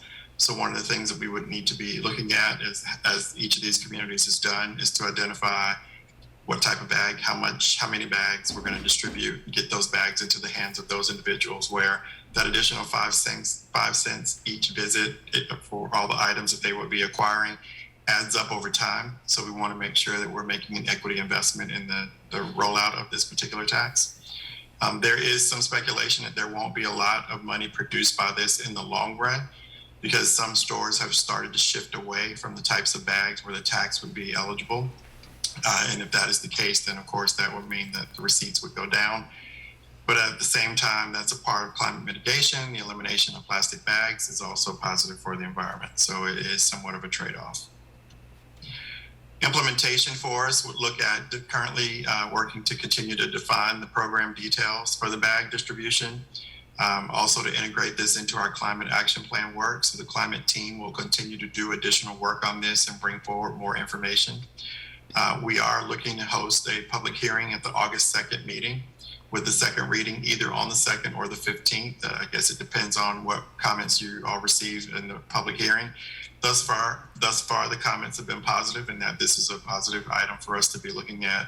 But we, of course, will wait for the public hearing to see if there are additional comments to be made. We would then submit the adopted ordinance to the tax commissioner. We're required to have that in the hands of the commissioner at least 30 days before the start of collections. And then we will receive a notification back that says that we are okay, that we have been set up in the system and we can proceed. That would be the time period between approval and that notification is when we would be making sure that more communication from the city is going out across the city to help people understand what's happening. So in defining that program rollout, some of the key things that we need to look at would be how will we develop a bag distribution plan? The initial thoughts, of course, would be to utilize our staff within Human Services, DSS, CAT, and Parks and Rec to look at ways to be able to get those bags into the hands of the households that would definitely benefit from having the ability to not incur the tax. To work on a business community campaign with the Office of Economic Development and the Chamber and the CACDB even to get word out to help individual businesses understand their responsibilities in the rollout of this tax. A communications plan with our communications office in coordination with the county so that we're all saying the same things about what ultimately is going to happen, especially if our items appear to be exactly the same. And then future program expansion. There'll be some additional opportunities for us to do more than just simply bag distribution as is identified in the statute. We can do additional things, but we have to at least be able to recognize what kinds of resources are going to be generated by the tax. And then last, I have questions. I decided to ask some for you. So in anticipation of what you might be asking or thinking about asking, you can keep thinking about that. I'll go ahead and answer these 5 that I prepared for you. What kind of bags are we purchasing? That's a very good question. There's a variety of bags, as I have quickly learned. Ultimately, we will look to get the biggest bang for the buck and get as many bags as we can possibly get. But of course, we want to be able to hear within the public hearing, I'm sure we'll hear some perspective on the difference between a linen bag and the right types of reusable, less concerning plastic or even other versions of bags. So that'll be one of the program details that we'll be definitely looking for additional feedback. Can we get some wheels for easier transport? I will give credit where credit is due. Councilor McGill asked that question already. That is something that we don't know that it is easily spelled out in the statute that is permissible, but if it's a bag, I think it might be able to check the box. So we will submit that question. I did find with the help of Ashley, there are some wheeled bag types out there that might be available. Something that we might do is then even target those to disabled and elderly individuals because easier transport is really what we would want to prioritize for them. How many bags can a household or a person receive? That is to be determined. I think that's part of our process for determining how many resources, how much in the form of resources we're going to put out front, and then let the tax generate enough resources to then be able to replenish that over time. How often can someone receive bags? That too would be a question. They're not going to last forever. Being reusable, they have a life, and if we overstuff them, they're only going to have so much of a life. So those are parts of the things, parts of the process of thinking about what the various needs could be like in the future. And how will people learn about bag distribution? We are going to blanket the community with as much information as we possibly can on a regular basis. The goal would be to make sure that when we do this rollout, we would do it in advance of January 1st so that people would be equipped with the bags that they would need for the beginning of the year, and then be able to identify a schedule as to when we would be able to do bag distribution events and activities along the way. So I will stop there with questions that I produced for you and allow you the opportunity to ask some yourself. Councilors, questions? I would just also recommend for the wheeled bags that maybe looking to partner with somebody like WIC, focusing on small children because having to juggle a small child and groceries and everything, a wheeled bag, or a child that's, 4 or 5 could easily also be helpful in pulling that along. So just thoughts on that. Thank you for that.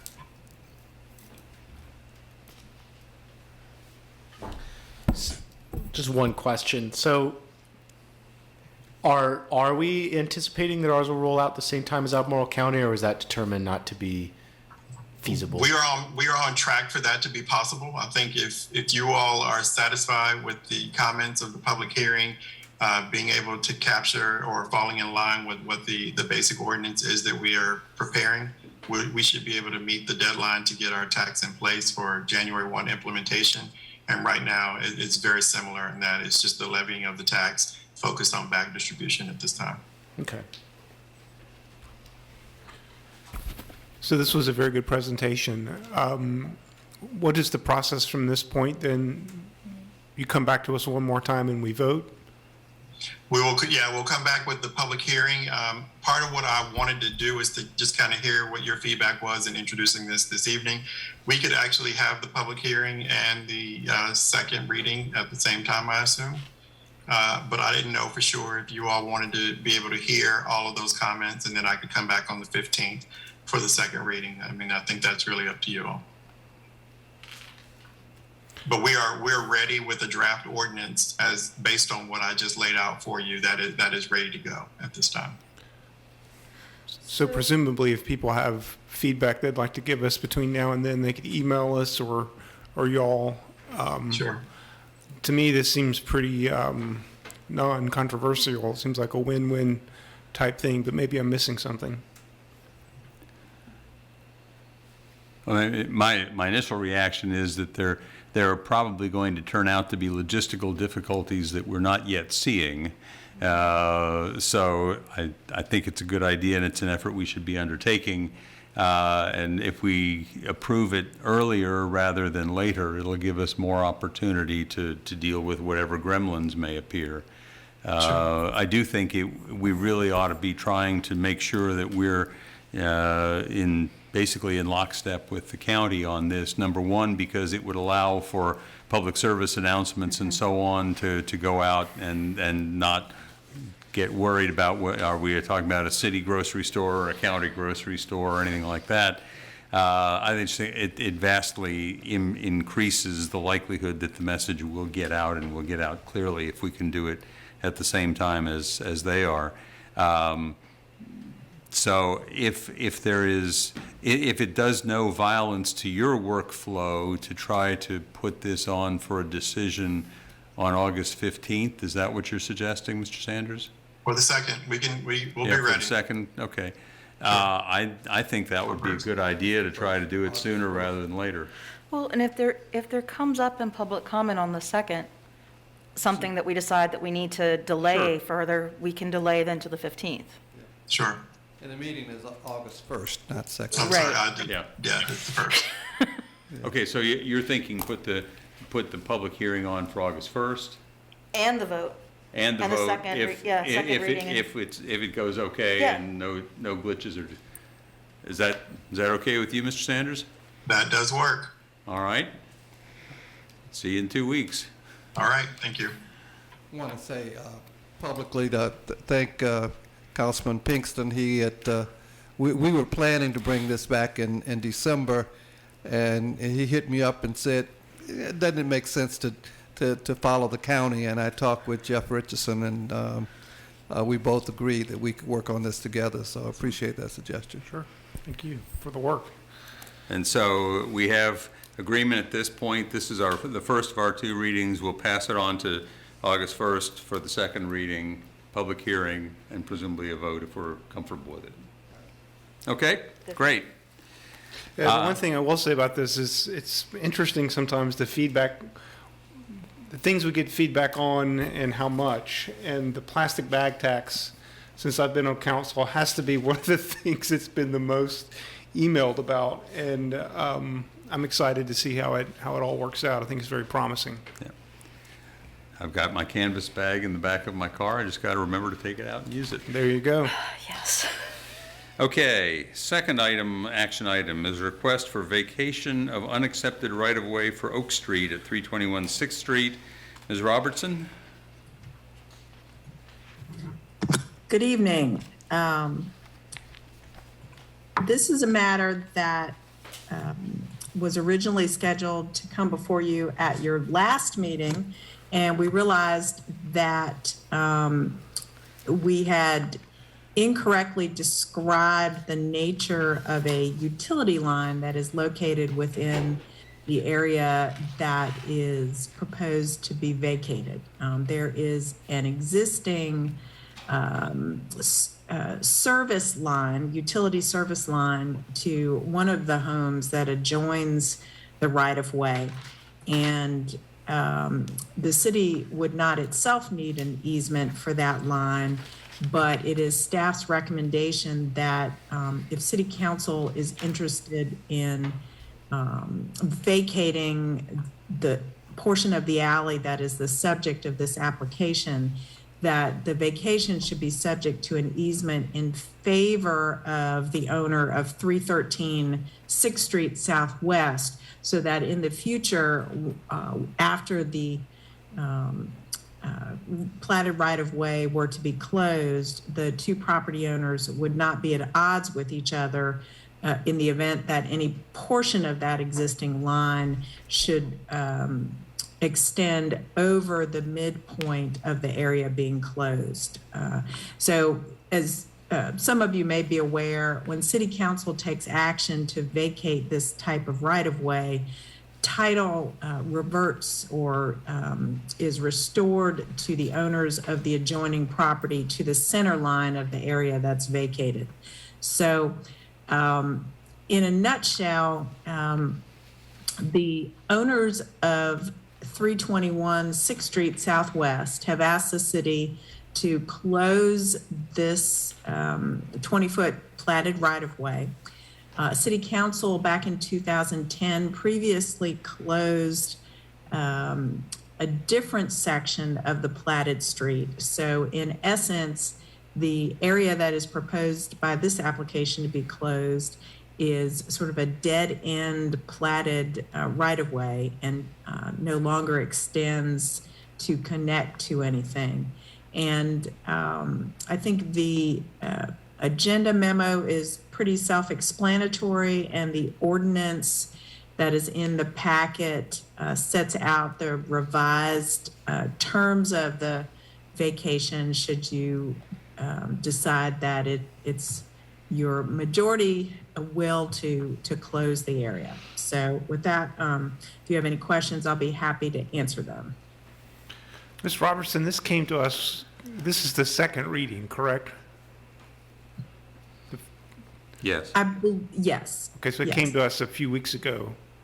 It was presented to you previously, yes. All right, and we revised the ordinance to make sure that it's clear that the easement to be reserved is a private easement and is not an easement in favor of the city itself. Okay, thank you. Any other questions?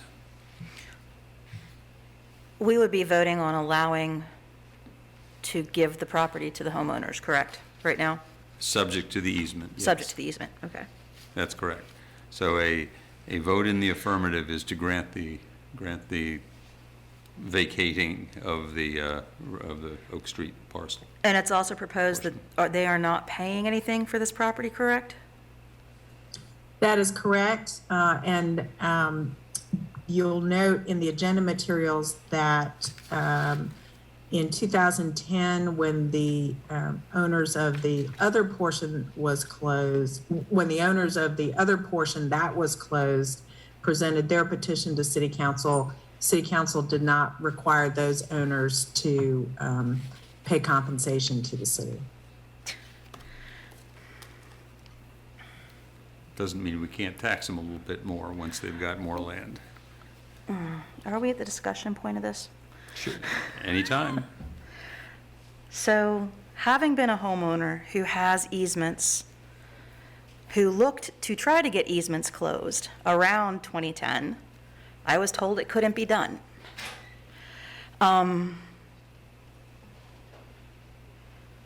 And then I was told at one point that it was going to cost significant amount of money and that you had to get everyone on the property lines.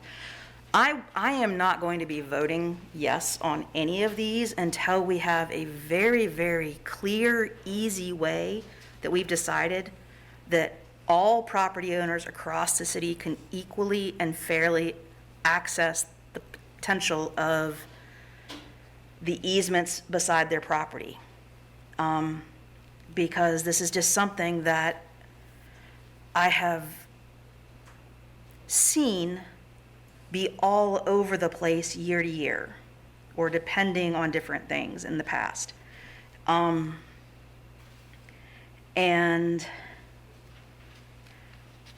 I want us to, and I understand we've had so many bigger things going on, but for me, this is definitely a bit of a pet peeve, because I tried for years to get the easement closed and divvied up with my neighbors, and we couldn't do it. So I'm hoping that until we really figure out what we want to do with these paper streets as a city as a whole, and how we want to fairly distribute them or offer to distribute them to people in our city, I don't want to piecemeal them. So. Ms. Robertson, what has been the practice or policy of the city as far as charging folks for the right-of-way, the land being given to them as a result of vacating a right-of-way? Honestly, it has varied over the years depending on the will of city council. Clearly, when there is a street that has previously been improved and accepted into the city street system for maintenance, almost always compensation is sought for that type of property. So, but not always. So an example of that type of street is Brandon Avenue, which was closed a few years ago. But the city council at the time decided against asking for payment for that right of way. But that is allowed. There are also many areas which have never been accepted by the city. So if they were platted in the 1800s or the early 1900s, just because they are platted and of record with the circuit court doesn't mean that the city owns the area. So it can sometimes be more difficult to say, we're going to charge you money for something that the city doesn't own. The city's interest is more in the nature of an easement across the property. So you still might be able to charge for it, but determining what the value is that you want to receive is not as straightforward as for the properties in which you own it. And then a few years ago, a previous city council determined that you should use a scoring rubric to determine whether or not to close certain platted alleys. And so Councilor McGill is correct. There have been a variety of approaches over the years, and staff in the Office of Community Solutions is looking at this to try and pull all of the different factors that are currently in either a procedure or a policy together for you to review them to decide how you want it to work during your collective tenures.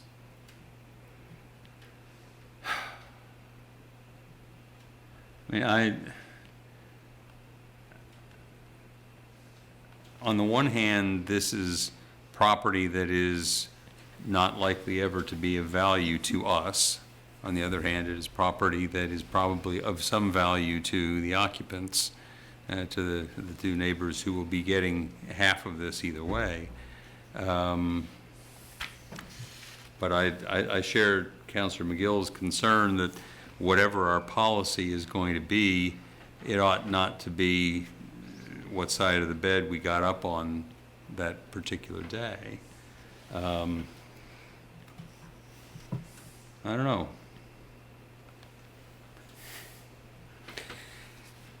This is one that I thought was going to be really easy as I was preparing for the meeting tonight. Well, So this is looking on the map, and so this is currently Paper Street for what would have been Oak Street. Is that correct? That's correct. It was platted a long time ago. It was originally part of Albemarle County, and then the city annexed that section of the city, and the city acquired it. So that's why this particular one has a street name, but it's never been developed as a street. Okay. Mr. Payne, what do you think? Well, I mean, I think I share Councilor McGill's thoughts about, the need for a more clear, formal process, but for me, that's not holding me up from voting on this tonight. But I do understand the perspective of wanting, before voting on anything, having a clear approach so everything is formalized, and you may be putting a little bit more pressure on us as a council to make sure we are communicating what we want that to be. But for me, I'm comfortable voting on it tonight.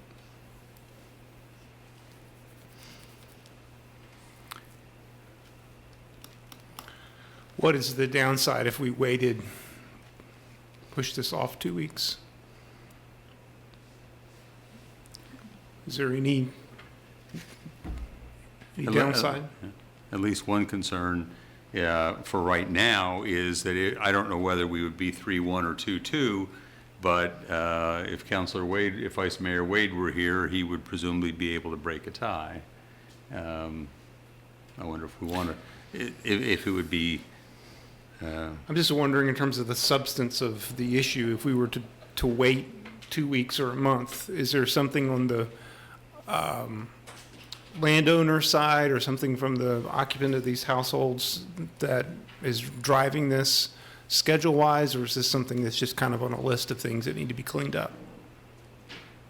My understanding is that it is a list of things that they would like to have happen, but I am not aware of any particular driver. It's not like the encroachments that you had last time, where the landowners were trying to sell their property and were having difficulty because of a building that encroaches into a platted right-of-way. Is this the first time, this might not be a fair question to ask, but is this the first time a topic like this, or an issue, this specific kind of issue, has come up with this current council? Do you remember? Are you able to recall, Ms. Robertson?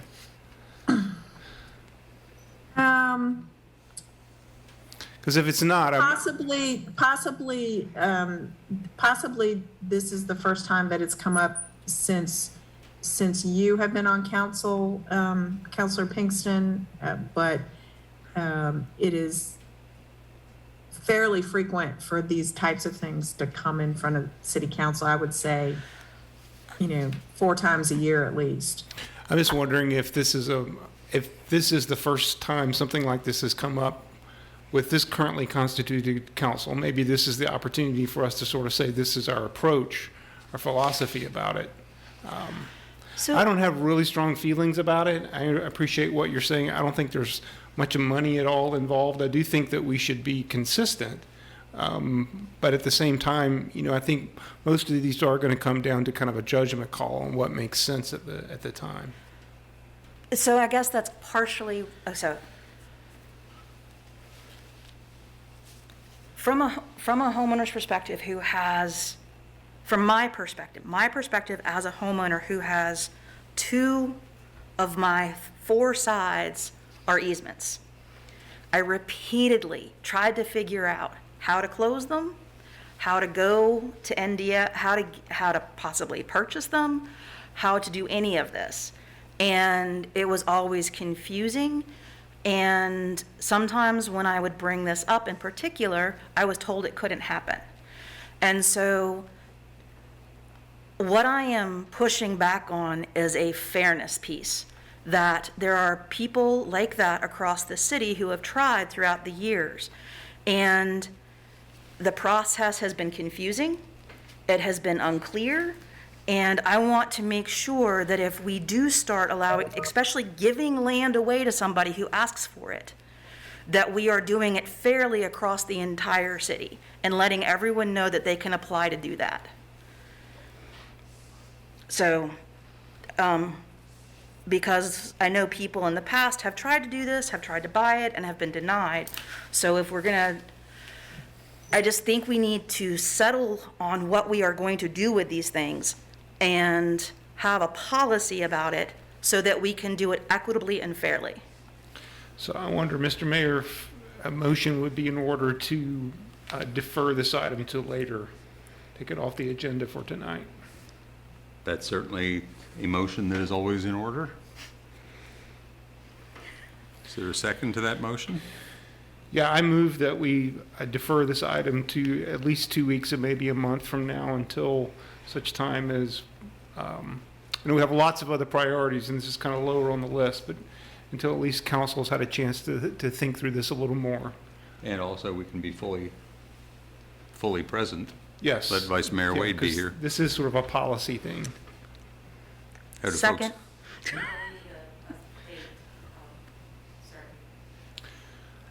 What's 4 Will weeks? Juan be back on the 1st, or he's? Second.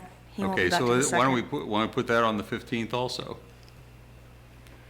So I move that we reschedule discussion and vote of this to August the 15th. Okay, and second? Second. Any discussion? I will just note, doing a quick little bit of calculation, if we take the per square foot assessed value of the land right there and multiply it by the size of the easement being given, it's about a $30,000 piece of land, $15,000 per side. My only question is what information specifically are we looking to have in August that we don't have now that will allow us to make a decision?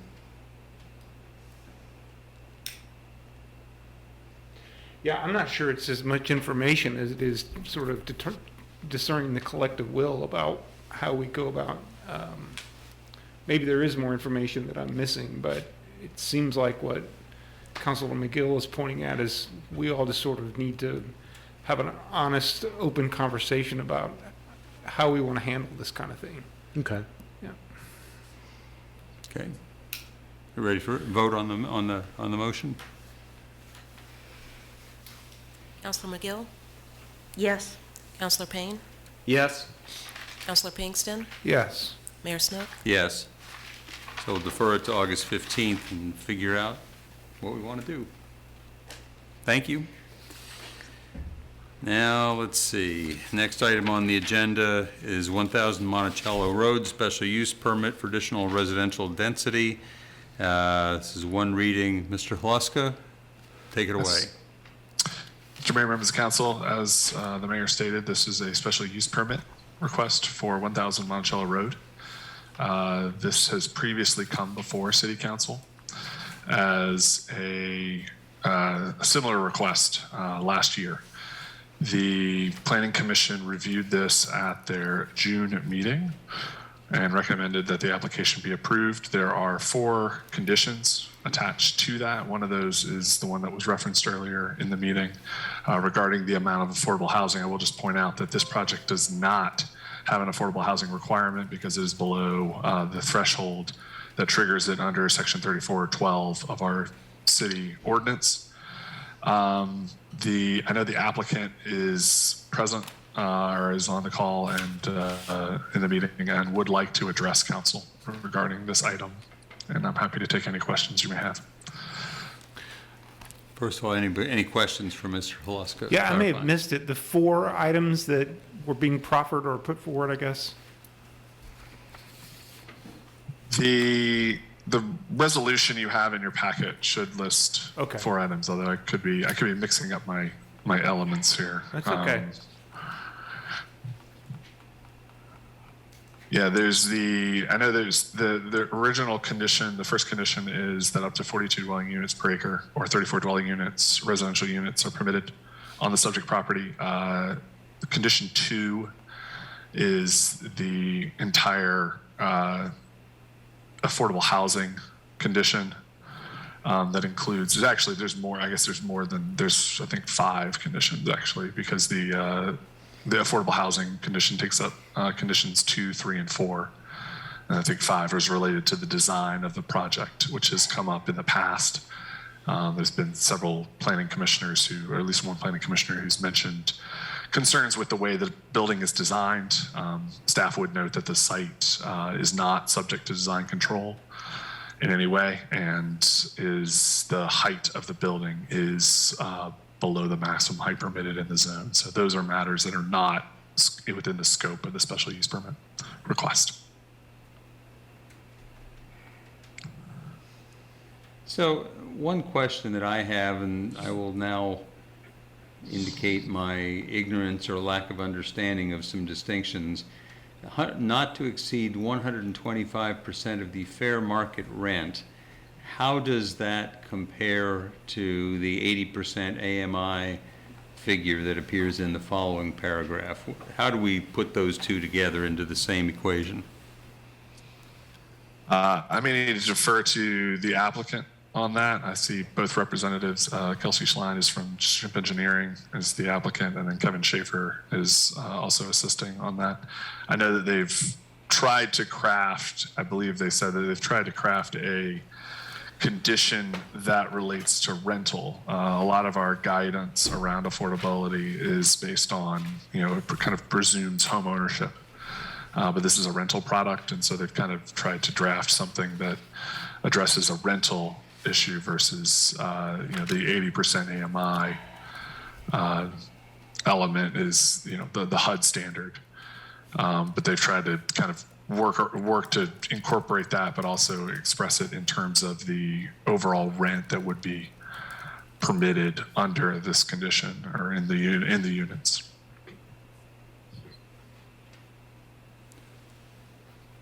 Can you help us out there? Sure thing, Mayor Smith. Thanks for the opportunity to respond. So the reason that we, committed to a threshold, the HUD FMR, and then also the 125% of the HUD FMR for certain units, is to set the rent, and then the 60% and 80% respectively is, specifically in regards to the income limit to ensure that individuals who actually, need to rent or be given the opportunity to live in a unit that offers this rent are the individuals who are able to occupy that. And so just for example, I guess where we kind of pulled the 60% and 80% from respectively is that so the 2022 HUD FMRs for a 1-bedroom is $1,063, and the HUD the Charlottesville MSA median family income is $111,200. So kind of deducing that into like a per person household or something, we can get six for a 2-person household, kind of deducing back from that 111,200 number, we get the affordable rent at 60% AMI at $1,258.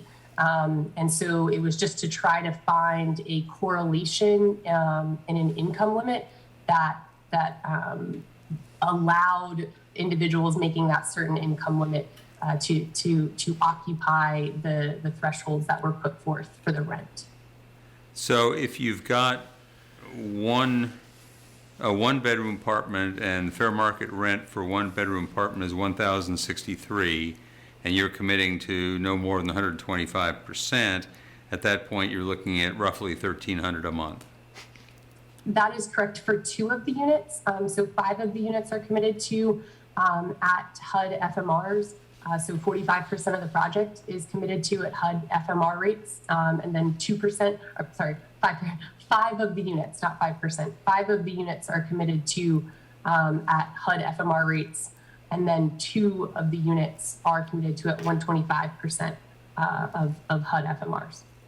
Okay, so well, let me back up. You say FMR for 1 bedroom is 1,063. Are all of the affordable units to be 1 bedroom units? That hasn't, we didn't specify the breakdown specifically of the unit type in the application.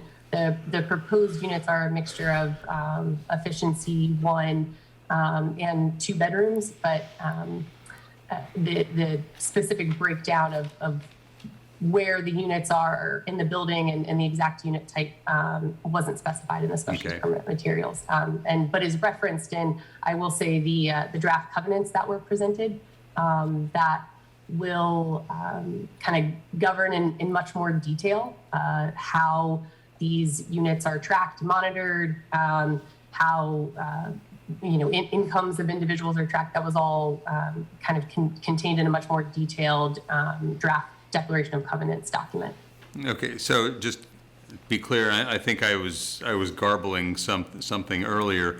You would have 5 units that would be at FMR and 2 units that would be at 125% of FMR. Is that right? That is correct. Okay, I was garbling something. Okay, so do you know what FMR is for 2 bedroom? Yes. An FMR for 2 bedrooms is 1264 for 2022. Okay. And so 125 of that would be roughly 1,500. And 949 for studio efficiency. Okay.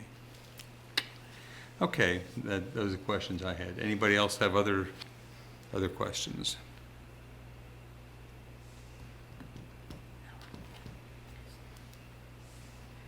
Any discussion? No, I think it was a good conversation in the Planning Commission. So most of my questions were addressed then. Okay. Is there a motion? I mean, I don't see how this project has significantly altered from when it came before us. Before. Yes, and we discussed at the Planning Commission meeting. Just note for the historical record, at this site that the lease terminations and evictions happen, and there will be a net loss of affordable housing, even if this is approved or not. But yes, I don't see what has functionally changed since the last time this came before us, and I'm not inclined to support it. I'll make a motion. Okay. Yeah. I move the resolution granting a special use permit for property located at 1000 Monticello Road, City Tax Map 57, Parcel 36.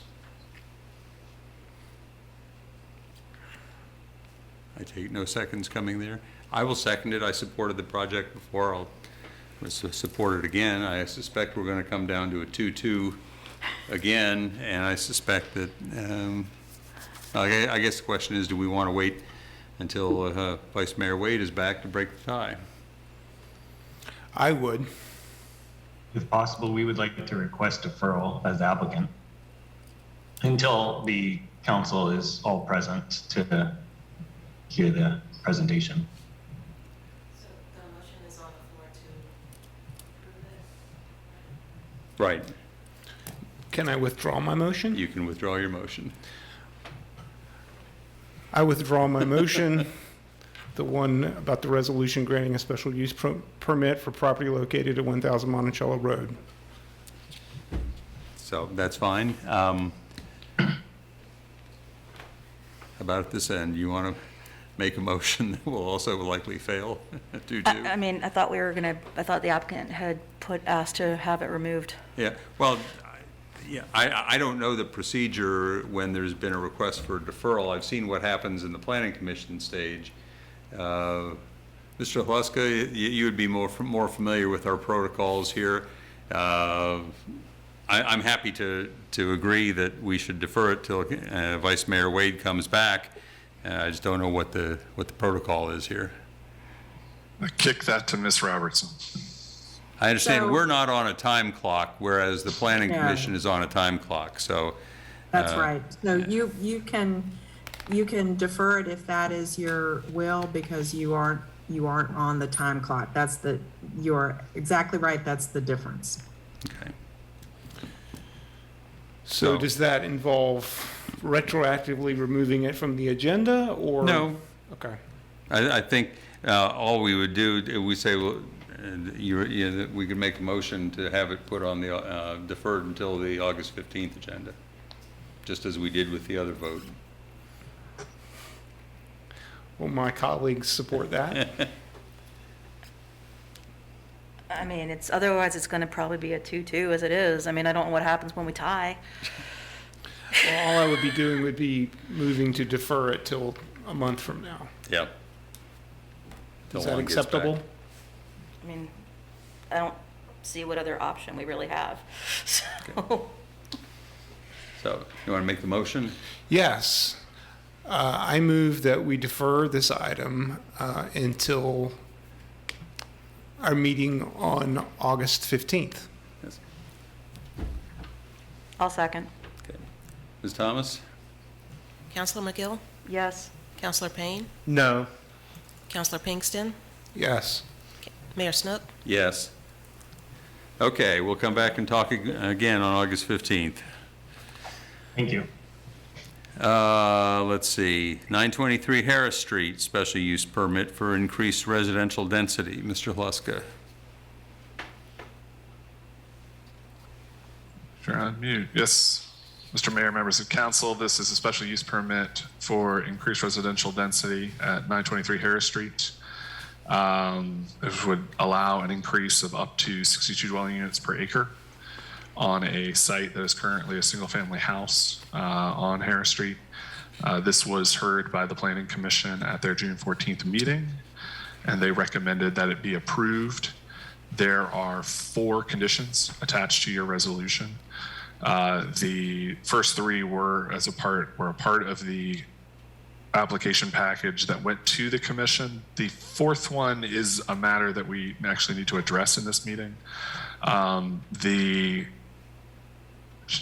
Condition 4 does not reflect what the Planning Commission actually said at their meeting, and I want to credit Ms. Schlein for pointing this out.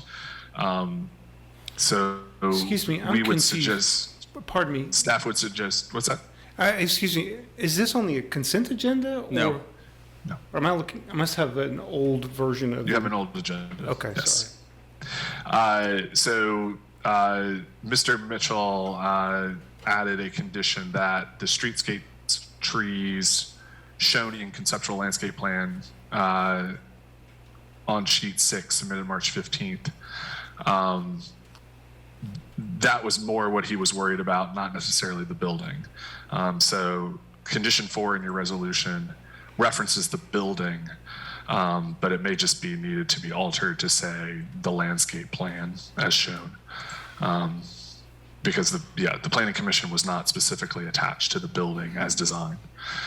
And I'm happy to answer any questions we may have, and Ms. Schlein is also available as a representative of the applicant. So paragraph 4 currently reads, the building constructed within the project shall be substantially similar to the building depicted within the exhibits submitted with the application materials referenced above within the resolution. And if we take out building and put in landscaping plan, that would accomplish what you're talking about? I believe so. Okay. Yeah, forgive me, Mr. Mayor. I'm lost. So this must have been a newer version of the agenda that came out? It was. It was not. There was a sense that it should be removed from the consent agenda. Got it. And so it was. Got it. Okay. But the resolution should be the same. Got it. Got it. Okay. Thank you.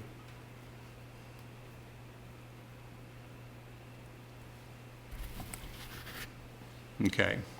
So are there questions for Mr. Hluska or questions for Ms. Schlein?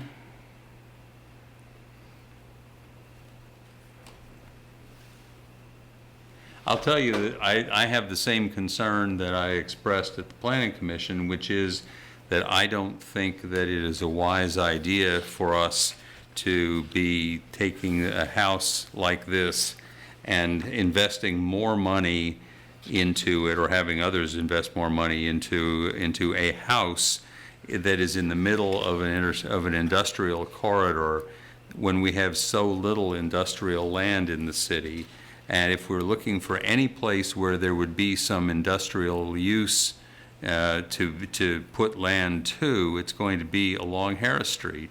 And if we give away even small parcels, I mean, there's maybe a small parcel by itself, but it could easily be joined with one of the adjoining parcels and be turned into something more significant. I just think that we're making a mistake to decrease the amount, which is already small, of land that could sustain primary economic activity that will support our budget with something other than taxes on homes.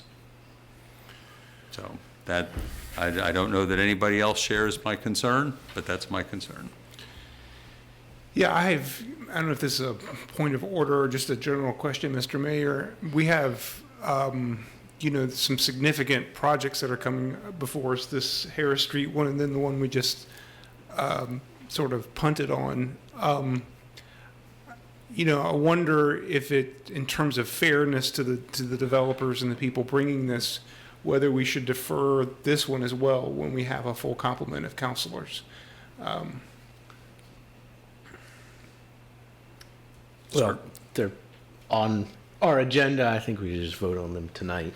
But I will say, when it comes to this one, I don't share that concern about the industrial zoning. I would if we were talking about like a larger rezoning of a corridor, a significant number of lots. But given that this is already a vacant house and there will be mixed-use business on the bottom floor,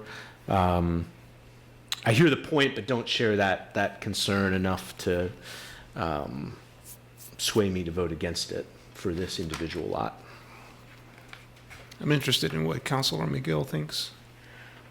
I also do have I do have the concern about losing business industrial space, and that coming from, we don't want our economic base to solely depend on property values for housing. We don't want, because that will eventually cause us to be in an even worse affordable housing crisis than we're already in, if our only economic driver is residential properties.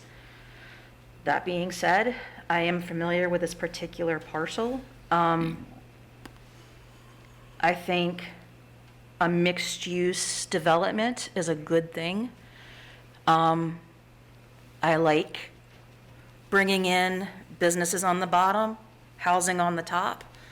And so personally, I feel good in voting for it. Yeah, I was planning to vote for it, so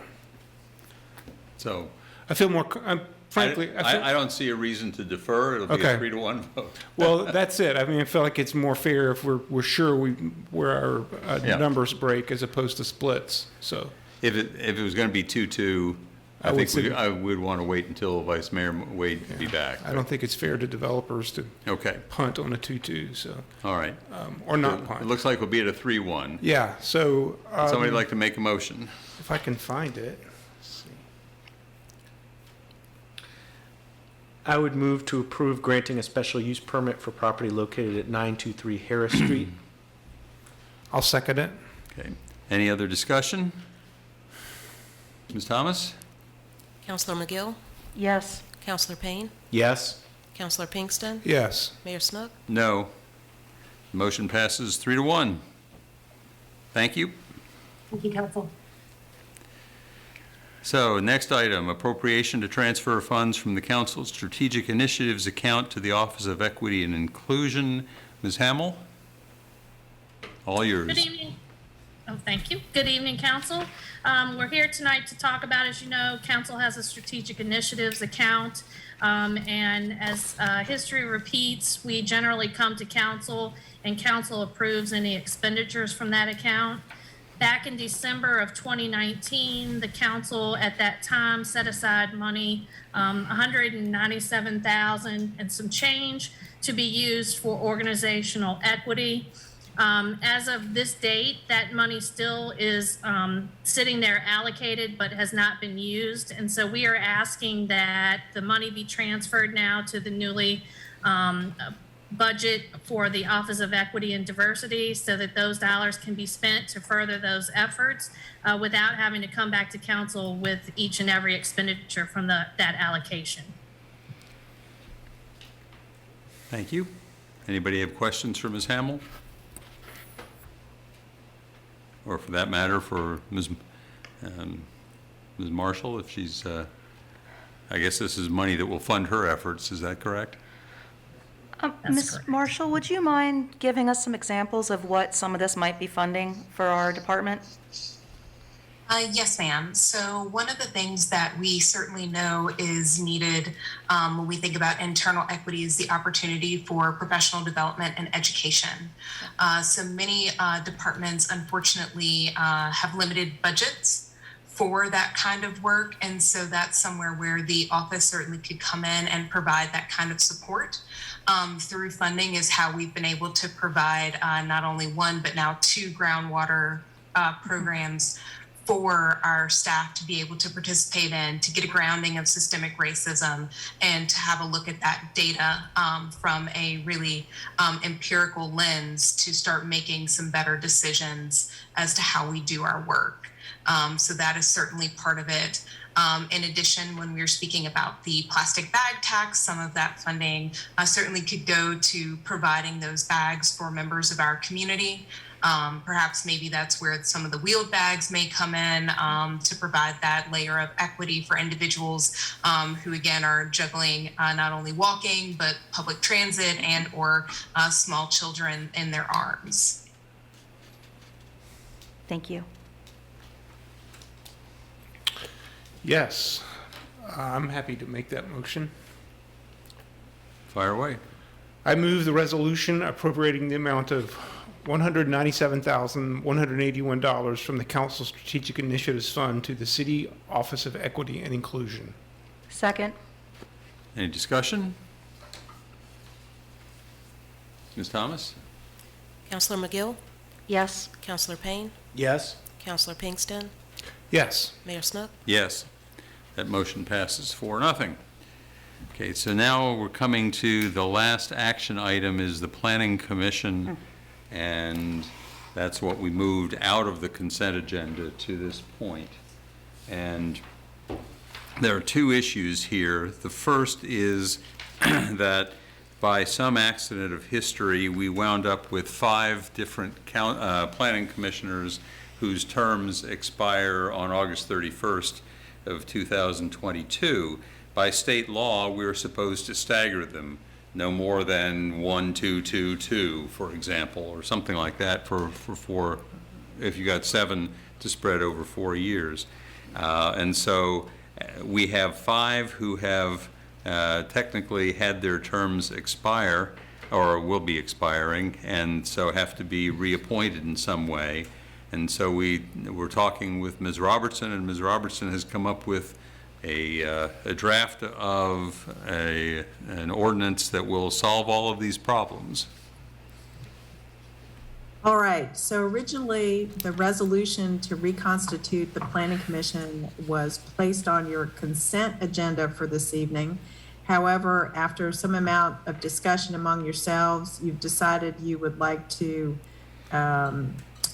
change the dates of some of the terms to an extent. And so I'm going to walk you through the various seats referenced in the resolution. And as I go through each seat, you can tell me whether you approve of the change and or who you would like to appoint to that seat. So we'll go through each of the different seats, and then at the end, I'll ask if someone would like to make a motion to approve the resolution as amended. Great. So I'm going to start with seat number 1. It's for an interim term that of 1 year ending on August 31st, 2023. And we're suggesting, no, we're nominating Hosea Mitchell. Okay.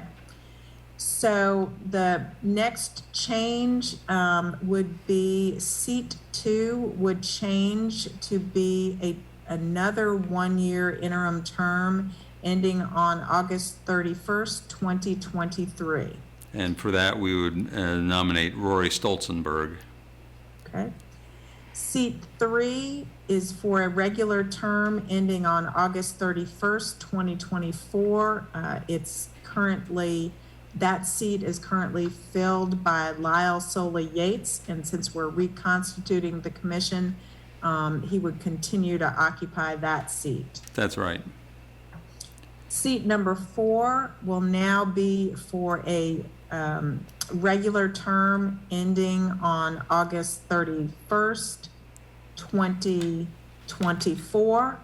And that is a term that would be filled by current commission member Liz Russell, who would be reappointed. That's correct. Seat 5 would be for an interim term ending August 31st, 2025. And that would be Kareem Habab. Okay. Seat 6 would be for a regular term ending August 31st, 2026. Who would you like to appoint? This will be a new appointee, Carl Schwartz.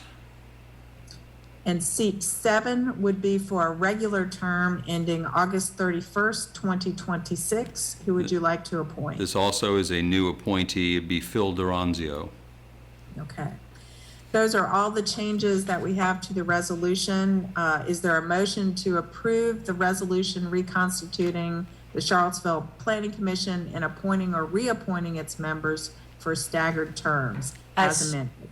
I so move as amended. Is there a second? Second. Okay. Any discussion? Ms. Thomas?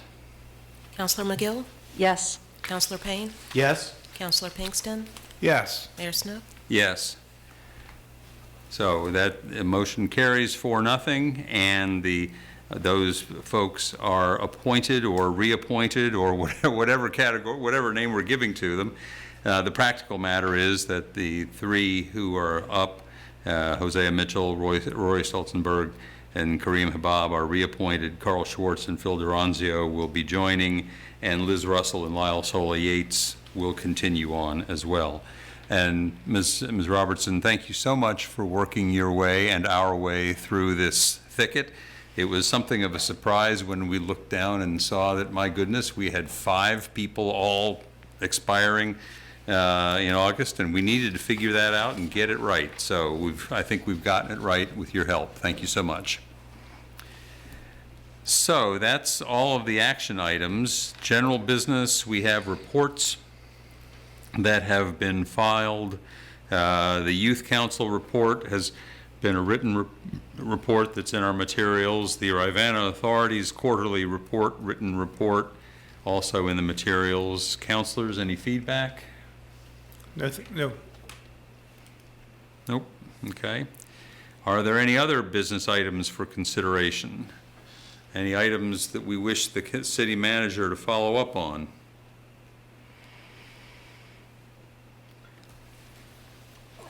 We asked about it last meeting, but the HR issues, whether it be meeting at some point, I'd be curious to hear an update. Are you talking about the rewrite of the HR policies, or? No, the HR issue people mentioned during public comment of the okay. specific employee. All right. Thank you. Yeah. Other issues? Okay. And let me just say, I want to, if I didn't say it before, I know how hard you and Mr. Sanders in particular have been working on this question of school access, pedestrians, bikes, whatever, however we're going to get our kids to school. It's something that just sort of blew up on us about a month ago, and I know that you've been putting in a lot of time on it, and I appreciate it, and I know that the folks in Charlottesville whose kids will be getting to school somehow or another in another month will appreciate it as well. Thank you very much. We're now at the final speaking opportunity for members of the public. Speakers will be given up to 3 minutes. You may join the speaker queue by selecting the raise hand option in the Zoom webinar. or by pressing star 9 if you've joined by phone, or by raising your hand if you're in council chambers. We will alternate between in-person and virtual speakers. And Ms. Edwards has her hand up again. Come join us.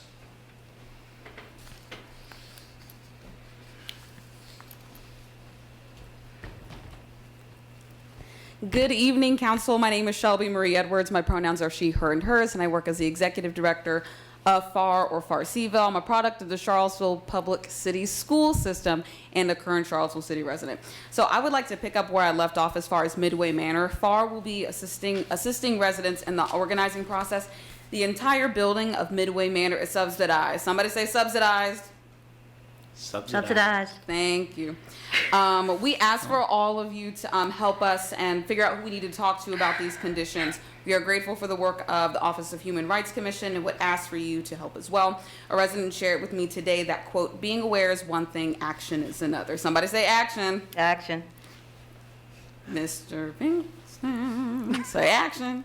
Action. Thank you.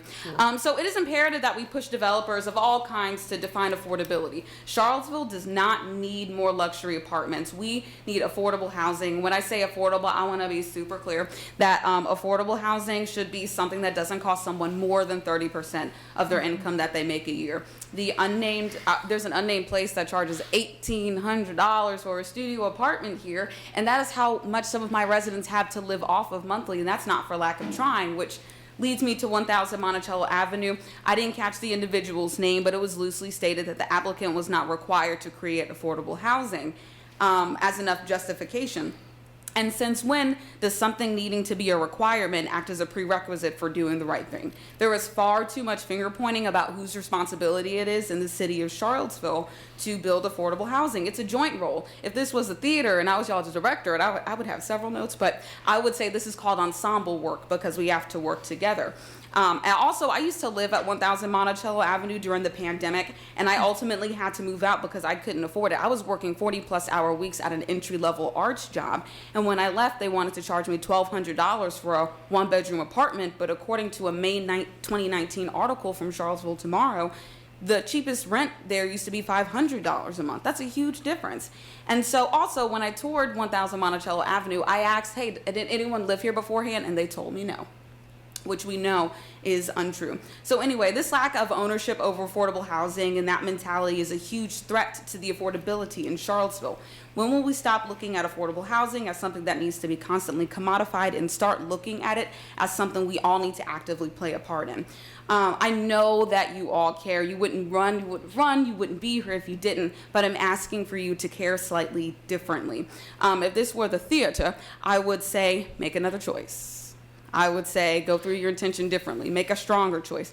And like I said, I know that you care. I just need you all to care differently and be active participants in the process. As always, I thank you for the gift of your time this evening. I really do appreciate all of you and the work that you do in the city of Charlottesville. Have a good night. Thank you, Ms. Edwards. Do we have no other members of the public here? Are there any folks online who would like to speak to us? Yes, Mayor Snook, we have Joy Johnson with a raised hand. Ms. Johnson, you have 3 minutes.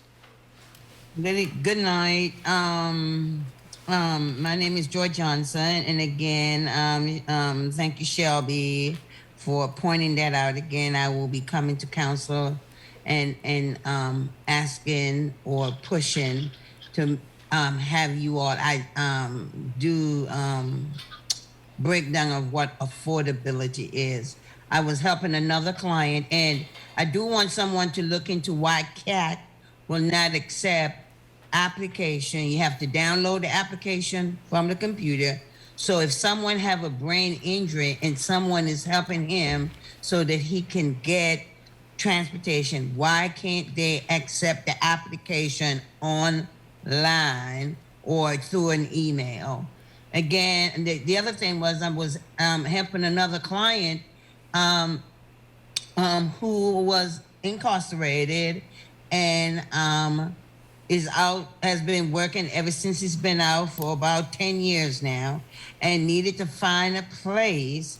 And again, University Heights and a lot of the other places around, one does not, if you have a criminal background, you're not qualified. But if you're qualified, and I'm gonna keep singing this song, if the rent is $1,000, you have to be making 3 times the amount in that month. That is absolutely criminal. Most of our folks are struggling.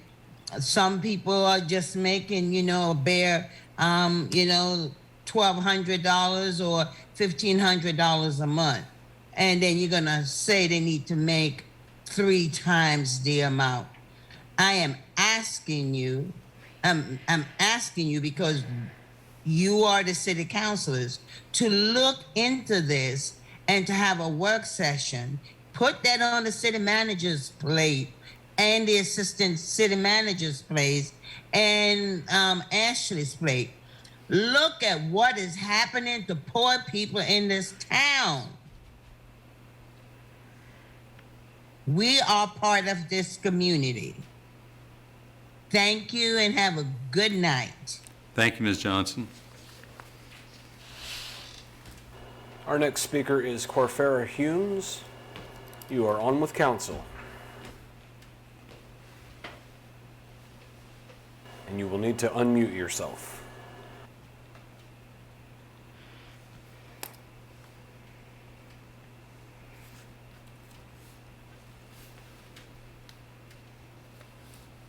Ms. Hughes, we can't hear you.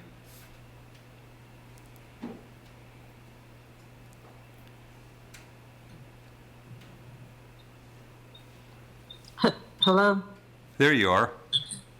Hi, this is you have the wrong person. It's asking me to unmute, but I'm a different person. Well, are you the next person up?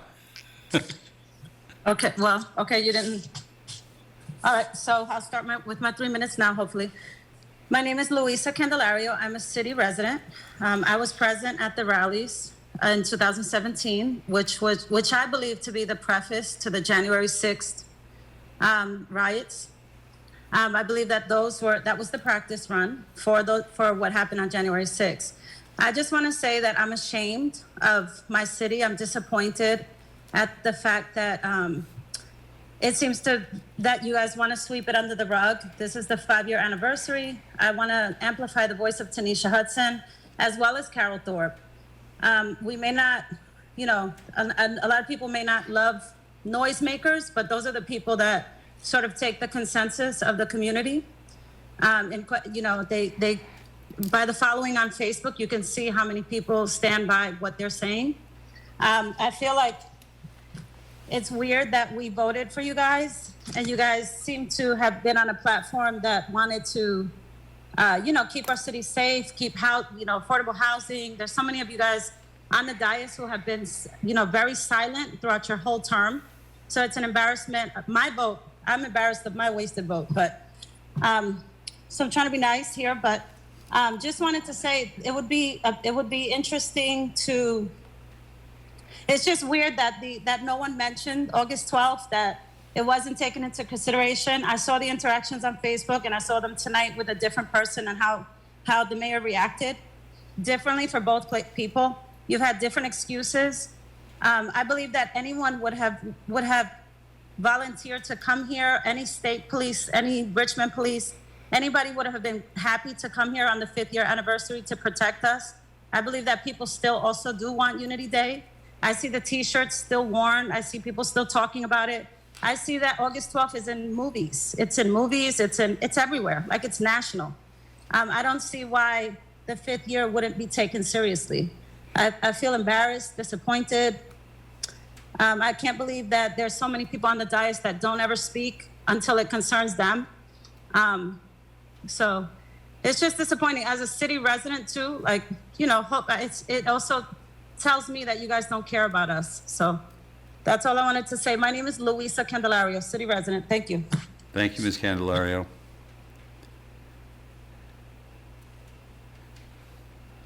Mayor Snook, I see no additional hands. All right. Well, then that gives us nothing further to do but to adjourn. Thank you all very much.